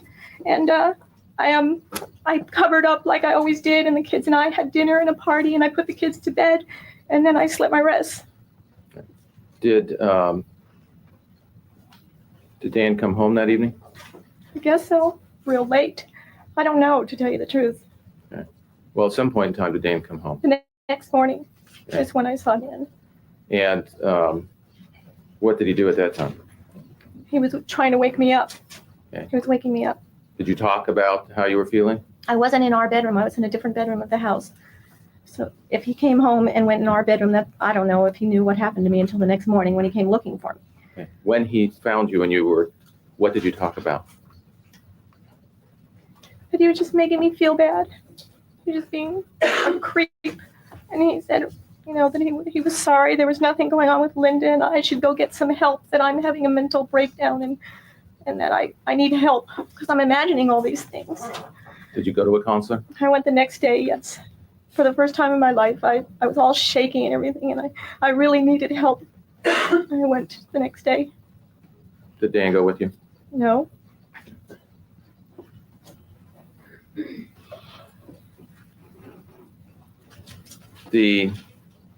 Did you at some point in time go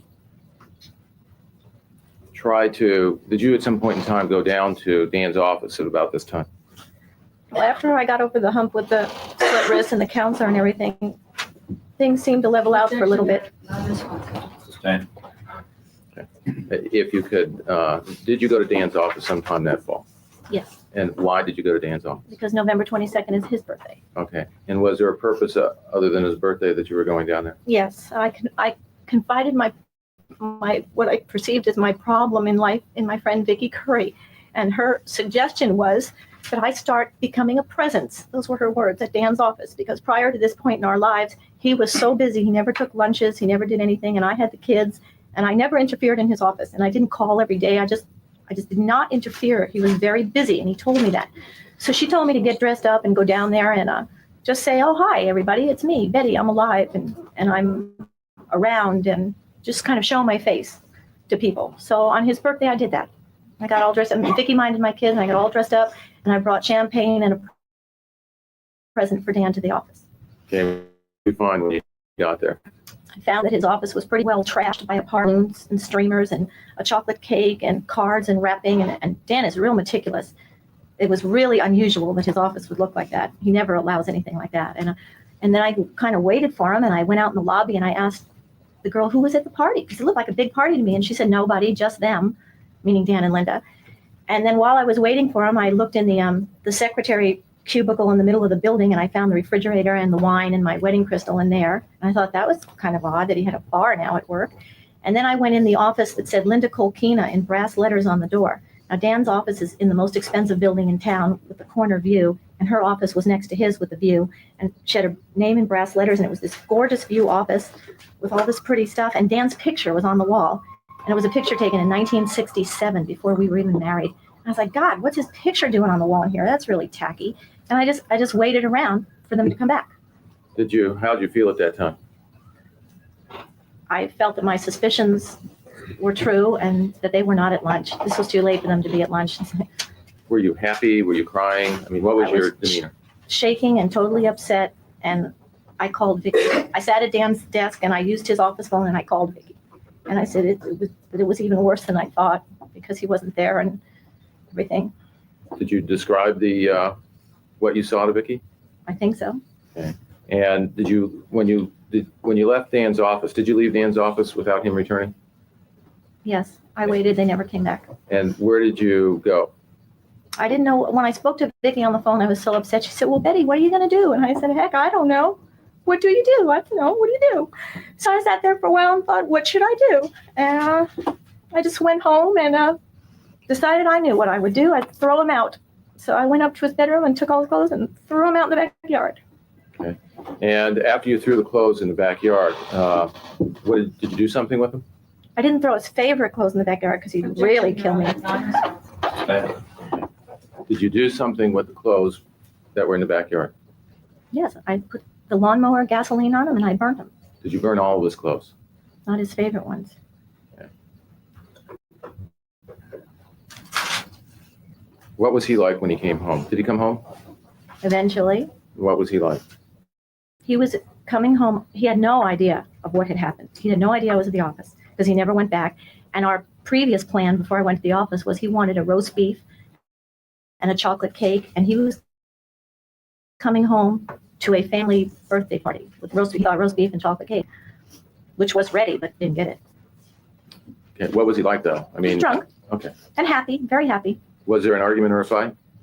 I met at the front of the house was locked. He came around the back of the house and I met him at the door and I tried to be strong and say, you're not coming in this house. That's it. I was down at the office. I know what's going on. You're not coming in this house. And I gave him his checkbook because in one of our fights about Linda Kolkena, he said, I don't care about you and I don't care about this house anyway. If I leave, all I need is my Corvette and my checkbook anyway. Like he didn't care about the kids or anything. So he had his Corvette and I handed him his checkbook and said, you are out of here. And what did he do? He said, oh, there's nothing going on. We went to lunch on my birthday and then I went to a deposition and she must have gone shopping or something. That you're just imagining things. There's absolutely nothing going on. Did you believe him? Yeah. And how did you feel at that time? And he wasn't mad about the clothes. How did you feel at the time? I felt like I probably made a mistake and that maybe he did go to lunch and go out to a deposition. Did you, at that point in time, did you do anything in regards to the clothes you had burned? I cleaned them up and bought them all new ones. Now, in 1983, the end of 83 and the end of 84, was there things that you were planning as a family at that point in time? Well, are we in the fall? We're in the fall of 83 and winter of 84. Were you doing anything in regards to houses, where you were going to be living, anything such as that? Well, if it was November 83, we would have been having our annual Christmas party coming up, and Dan canceled that. He didn't want to do any more entertaining in Coral Reef. He said he was. Objection, Your Honor, no, this- It's the same. Was there any changes was Dan starting any changes in what you were doing as a family in end of 1983, beginning of 1984? We curtailed our entertaining totally, and we were looking for houses. Okay. And how about in the spring of 83 or 84? Was Dan happy, unhappy? After we had the November kind of blow up, the October deadline passed, November was a blow up. Then we had kind of this unspoken truce where he told me, don't mention Linda again. There's nothing to worry about. There's nothing going on. Yes, she works for me. Yes, we go out to lunch. And yes, we go to these meetings and stuff after. Remember, for 11 months. 11 months. You're almost a full year. That's crazy. Wow. What are you doing up? It's good to see you. It's nice to see you. Linda is a beach. Wow. Well, how? Okay, then. Ah, Dare. Thanks, Bry. You got a gifted membership from Bry to Adair. He will be very happy. I don't know if he's, I think he might still be here. Jet lag is a mofo. It definitely is. I don't know. I don't remember what you said the time change was, but yeah. I've only dealt with it from like here to California, and that was only 3 hours. But I remember being like, I want dinner or I want lunch and it's breakfast time out here. Yes. Never trust anyone who says, trust me. Or when they're in court and they're saying, when they say, well, honestly, nope, probably not. Yes, we were, Baker. Brandon and I were watching your stream earlier. He was enjoying Brennan destroy his case. It was hilarious. It was hilarious. It was a good stream. It was a very good stream. We watched all day. Well, I watched all day. He watched the afternoon with me. He got to see, he's an engineer, so I'm like, you got to watch these engineers. And he finally got to watch one. I don't remember. I don't remember if he saw Dr. Wolf or not, but yeah, I was like, you got to watch these engineers. They're cool. They do cool stuff. He even commented, Baker, which is very rare for him to do.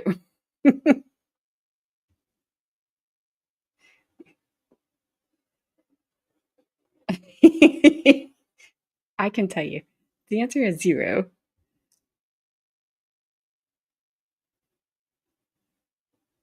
All right, so Betty's got me on this little roller coaster because there's some things I feel sorry for her about. There's some things that I don't feel sorry for her on. And there's one thing that happened at the very beginning of their relationship that if it happened, Betty should have ran away. When she claims that Dan told her, you don't tell me what we're going to do, I tell you what we're going to do. And she said, fine, what do you want to go do? And he said nothing. He didn't have anything planned. I would have been like, okay, well, take me and my car home. And my money as well, because you don't have either. It is pretty yellow. It's pretty yellow. And then Puddletown's been telling mannequin jokes all night because of the life-size mannequins, which you missed again. They were in a bed together, making little benders to spread through the world. Yes, Brandon uses 0 blue paint. Oh, goodness. We're getting through this. Puddletown. Did you buy a joke book that's just jokes about mannequins? Never mind. You're just Googling it. We don't buy books anymore. I got it. Nothing going on. So I more or less dropped it because he told me to for a while. And he was coming home every night. He didn't stay out overnight or anything. And we were looking for new houses like he wanted to do. And I thought he was getting over it or that it never happened or something. Okay, and He wasn't saying we were getting a divorce. and in 1984,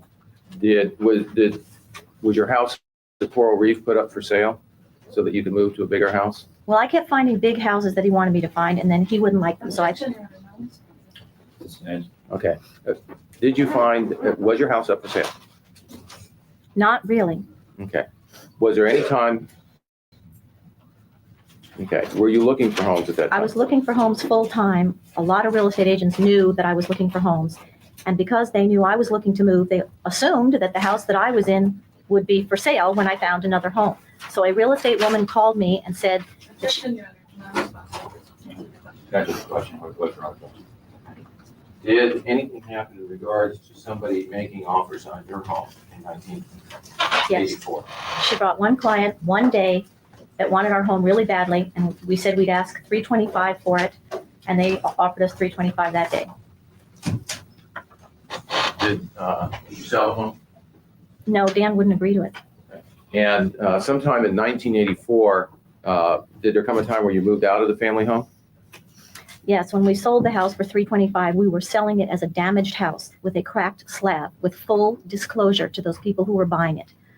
And so Dan thought he didn't want to sell it like that. He wanted us to repair the cracked slab and fix it all up and sell it as a undamaged house, so that he said somebody would sue us if we sold it with a crack. Okay. So we ended up moving out. This is all an insurance deal. We moved out of Coral Reef. Insurance took over. They ended up demolishing Coral Reef and doing grouting with machines, and they messed up the whole house. And the insurance people paid for us to live in a rental for a nine months out of the year while they destroyed and rebuilt Coral Reef to fix that cracked slab. Okay. And so in 1984, in September of 1984, where did you move?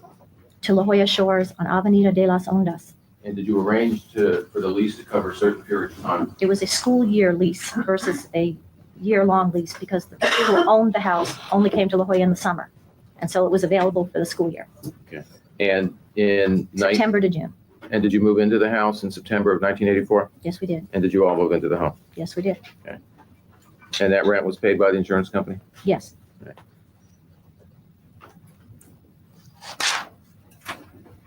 Now, sometime in 1985, did Dan move out of the rental house? February of 85, yes. Remember the date of February 28, 1985? Yeah. Okay. And did he tell you why he was moving out? No, he just came home from work, and I was laying on the bed watching the news. It was kind of 6:30 or something, and he just said, "I'm leaving." And I said, "Oh, where are you going?" I didn't realize it was, "I'm leaving."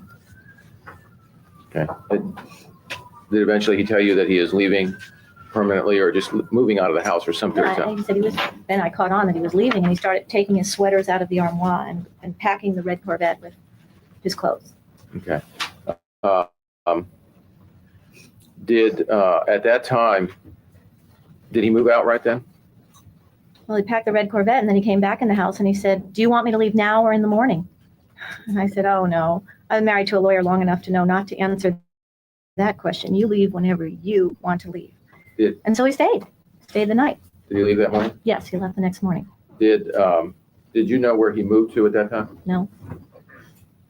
When was the next time you eventually became aware to where he moved, did you not? I thought he moved to a hotel or an apartment or something, because Coral Reef was such a mess from all this construction. It really wasn't inhabitable. Did you sometime though later learn that he had moved to Coral Reef? Yes. Okay. And when was the next time that you saw Dan after he moved out? I saw him on St. Patrick's Day of that year, 1984. Sorry, 85. When did he come to the house? Was it daytime, nighttime, if you can remember? Daytime and nighttime. He came in the daytime with his brothers that were in town for the holiday, and I remember them being there in the daytime.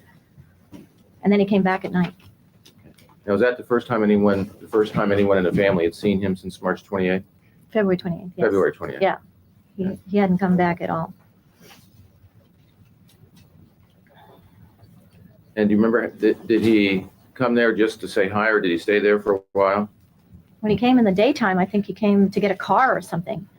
I don't really remember why they came. They were in the driveway, and I just tried to be polite and say hi to his brothers and kind of walk by and stuff. When he came back at night, he was very, very drunk, and he stayed there with me.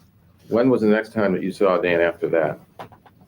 After that was after our wedding anniversary, which is April 12th, which was probably more like April 15th is when I saw him. I told him I needed to talk to him. And did you discuss when you saw him then, did you discuss some things with him?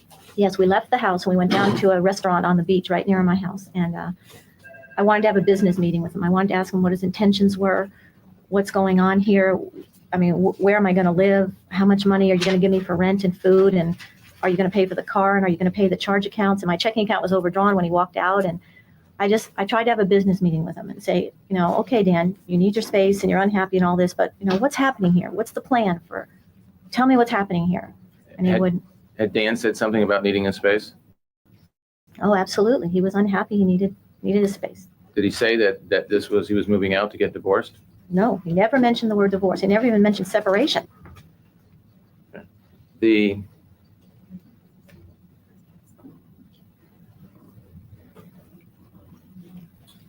And did you talk to him did he say anything about your marriage or what was going to happen? No. When I asked him about Linda, as I did again on April 15th, I asked him, what did he do for our anniversary? And he said he went out with someone else. He kept denying that he was even dating Linda. He never even admitted he went on a date with Linda.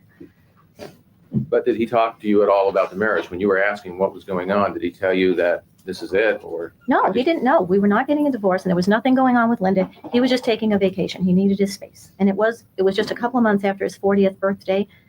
And I figured he was taking a vacation. Did you believe him? Yeah. How did you feel at that time?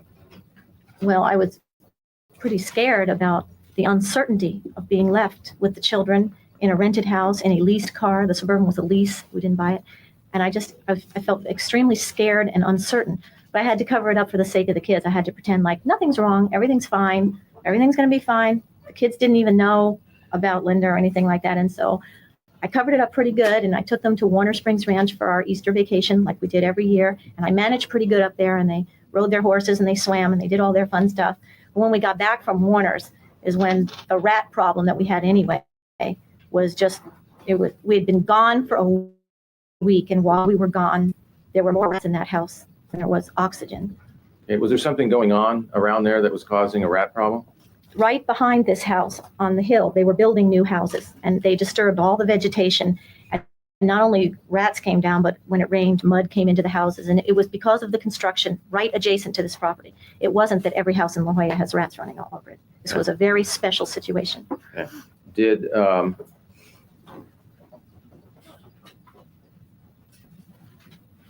Had you, from the time that you were born up until this time, up until, let's say, 1984, December of 1984, had you ever lived by yourself?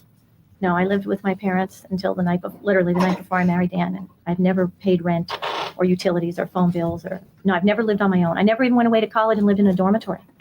I stayed home. And up until February of 1984, then you would either live at home with your parents or you would live with Dan. Right. Okay. Were you, after Dan left and you were living in the rental, did you have any idea whether you had money or not in any of your accounts? Oh, in my account, I didn't have any money. I knew that. Okay. But I didn't know about any other accounts. I didn't know about any investments. I had no idea of our income. I never knew any of that stuff. Okay. And did you know whether anything about how were you living during that period of time? Dan was the insurance paid the rent on that house, on the rental house until June. I knew that was okay. But as far as anything else, I didn't know. I mean, Dan was just, I guess, paying them. Were you using credit cards to live? Yes.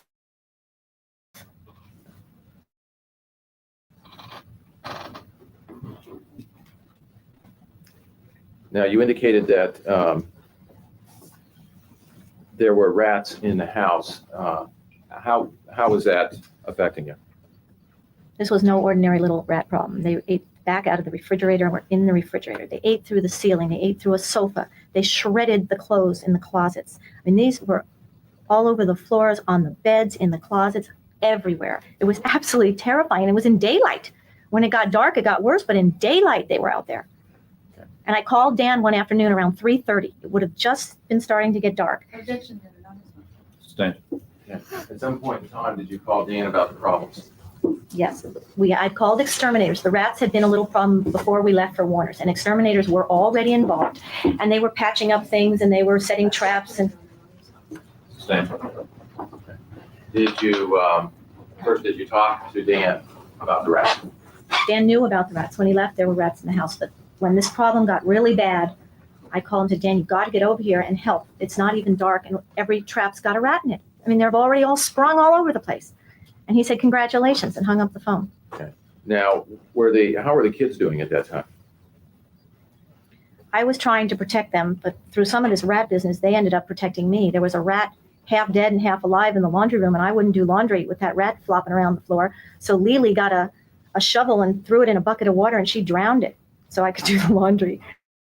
Well, but how were they doing in general? I mean, I was trying to protect them, which was probably my mistake because Objection, Your Honor. Stand.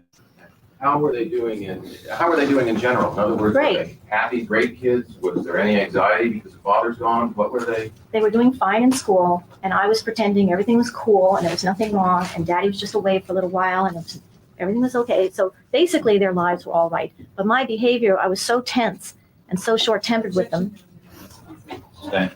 At some point in time, did their behavior change where they were arguing or fighting? Not probably their behavior didn't change. What changed was my tolerance level. I was a nervous wreck. The rats are running all over the place, and when they started fighting, I went crazy. I got really mad. It was like I didn't want this too. I had all these other things to worry about, and I hated it when they fought. And I tell them to stop, and they wouldn't stop. And so I got mad at Kim for fighting. I got furious at her. And I took her over to Dan's house to say, okay, Dan, you're going to help. You're not going to help with the rats. You're going to help with the kids because somebody's going to help me here.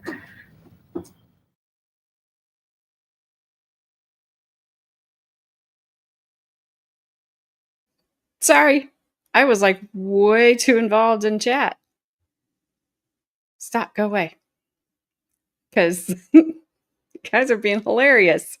And I feel bad because Linda is no longer with us.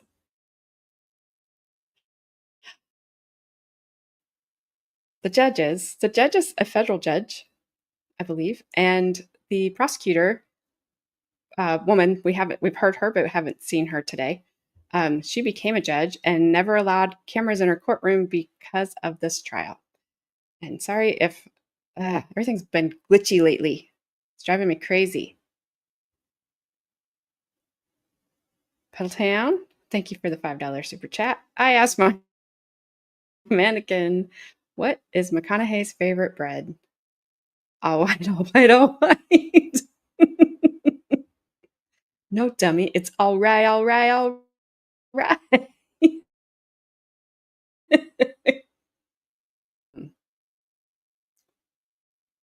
Betty unalived her and Betty's ex-husband Dan. They've been married for about 6 months, and Betty went into their home. They were sleeping in bed, and she put several rounds in them, both of them. That is why she's on trial. So, nope, Linda does not have an OnlyFans. Nope. Damn. I think that was just the placement of the arrows. Yes. You have to see it on Ghost Hunters. Hello, Tammy. How are you? I'm glad you caught alive too.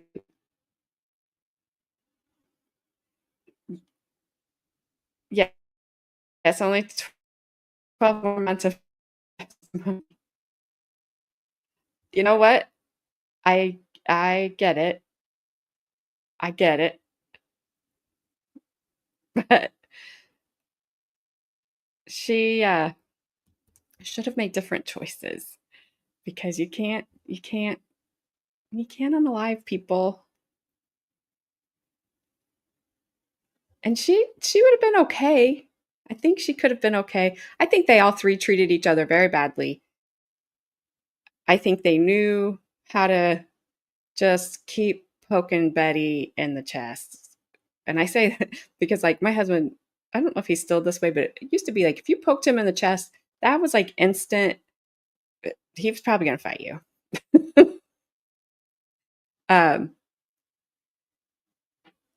But I think they were all bad to each other, and I think she just didn't handle it very well. Obviously,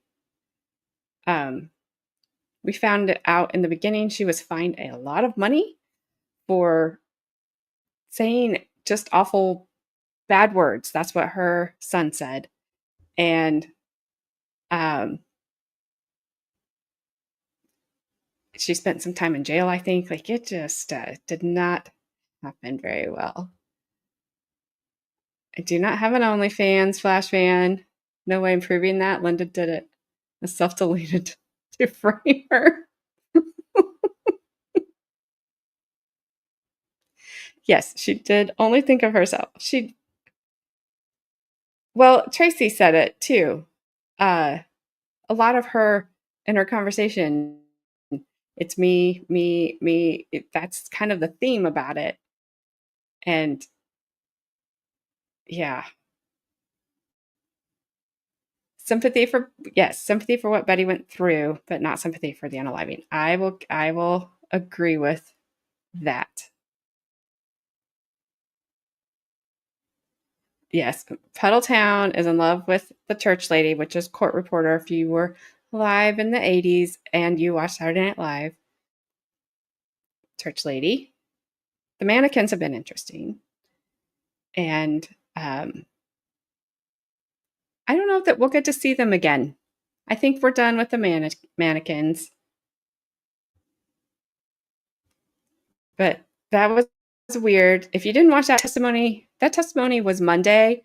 It was defense, but it was very strange. He had not the actual bed, but a mattress in there, and they put the bloody sheets on the bed. And then they had this is defense witness. He was going on about the blood spatter on the bed and the holes in the sheets on the bed and where people would have been. So the prosecutor, she comes up. Now we've got mannequins in the bed. And I'm like, oh my gosh, she's going to reenact it. And she did. I'm like, defense, what a dumb move. She just got to reenact the whole thing in front of the jury. And she had the firearm that was used, allegedly, in her hand the whole time. Also, the other crazy thing they did that day was they passed the firearm around to the jury so they could pass. Can I say trigger? I just did. Pull. Just pass it on down. If you don't touch it, you don't have to. But then just pass it back, please, when you're finished. Like, what? It was crazy. Like, can they not do that in the jury room? Apparently not. And Tammy, I am sorry for whatever it is that you went through. But I'm glad that you did not go the Betty route. Because it's not worth it. Her kids lost everybody. Everyone. And it's sad. She did not reenact Hot Mannequin Love. You are correct, Puddletown. But those witnesses were no help for the defense at all. Like, I didn't understand what he was even. Like, what are you doing? I know you miss the mannequins. Puddletown, you've been telling jokes. All the mannequin jokes. All right, I'm going to do something. Do not get confused. I told her I would do this. This is me. This is not Gabby. This is me. I told her that I would put these up because this is what she does, and she's off celebrating her anniversary. And happy anniversary to Gabby and Mr. Gabby. So I'm doing this for her. She said to tell you she is always watching. But I didn't want anybody to think she was here because we all know what happened Monday. When I wasn't here, but I was here. I don't think you guys are ever going to let me live that down. Yeah. Thank you, Tammy. Puddletown.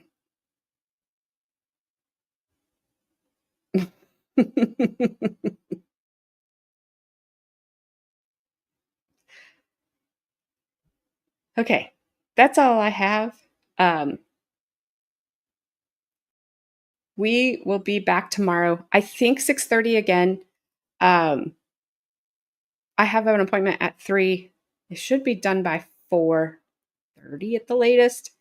So I should be home and be able to be here by 6:30. And we'll go on with part 2 of Betty. There are 12 parts to Betty, so Betty's going to be around for a little bit. Yes, Tracy, if you did not see Monday, I would suggest you go back and watch Monday's testimony, because it was crazy. There's some boring parts in there. You can skip over those if you wanted to. They're very short. But then when you get to the guy and the sheets and the rulers, and they're fighting over the folded sheet, and was it folded this way? And he told the defense attorney at one point, "Don't touch, stop touching my sheet."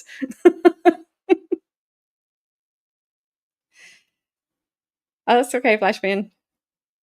Bye, Annabelle. Have a good rest of your night. Thank you, Tammy. Love you too, and I'm glad you were here with us live. Maybe we will see you again tomorrow or sometime soon. Puddletown, thank you for all the mannequin jokes and the super chat. Bri, thank you for being a member for 11 months.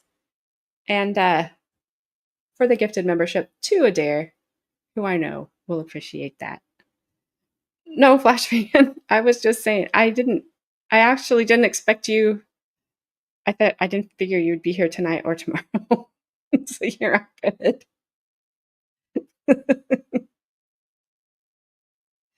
It's going to take you a moment to warm up to Gabby. It's been a while since she's not been here.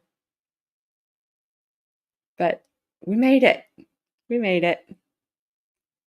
She was texting and checking on me. I was like, go enjoy your night. I'm fine. I'm fine. Everybody's lurking. I'm a lurker too. Yes, turn your notifications on. So you will not miss this fun time. Oh, was it Zach? I don't know. I think it might have been just a little one.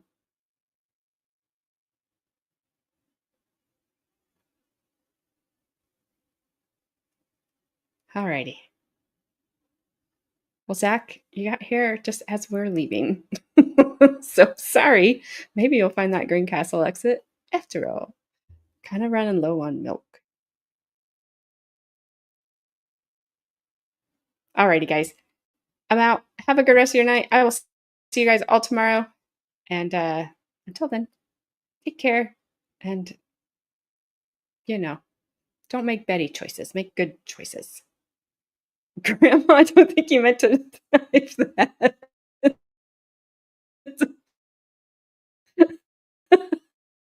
Sorry. All right. I'm out. I got to go on that note.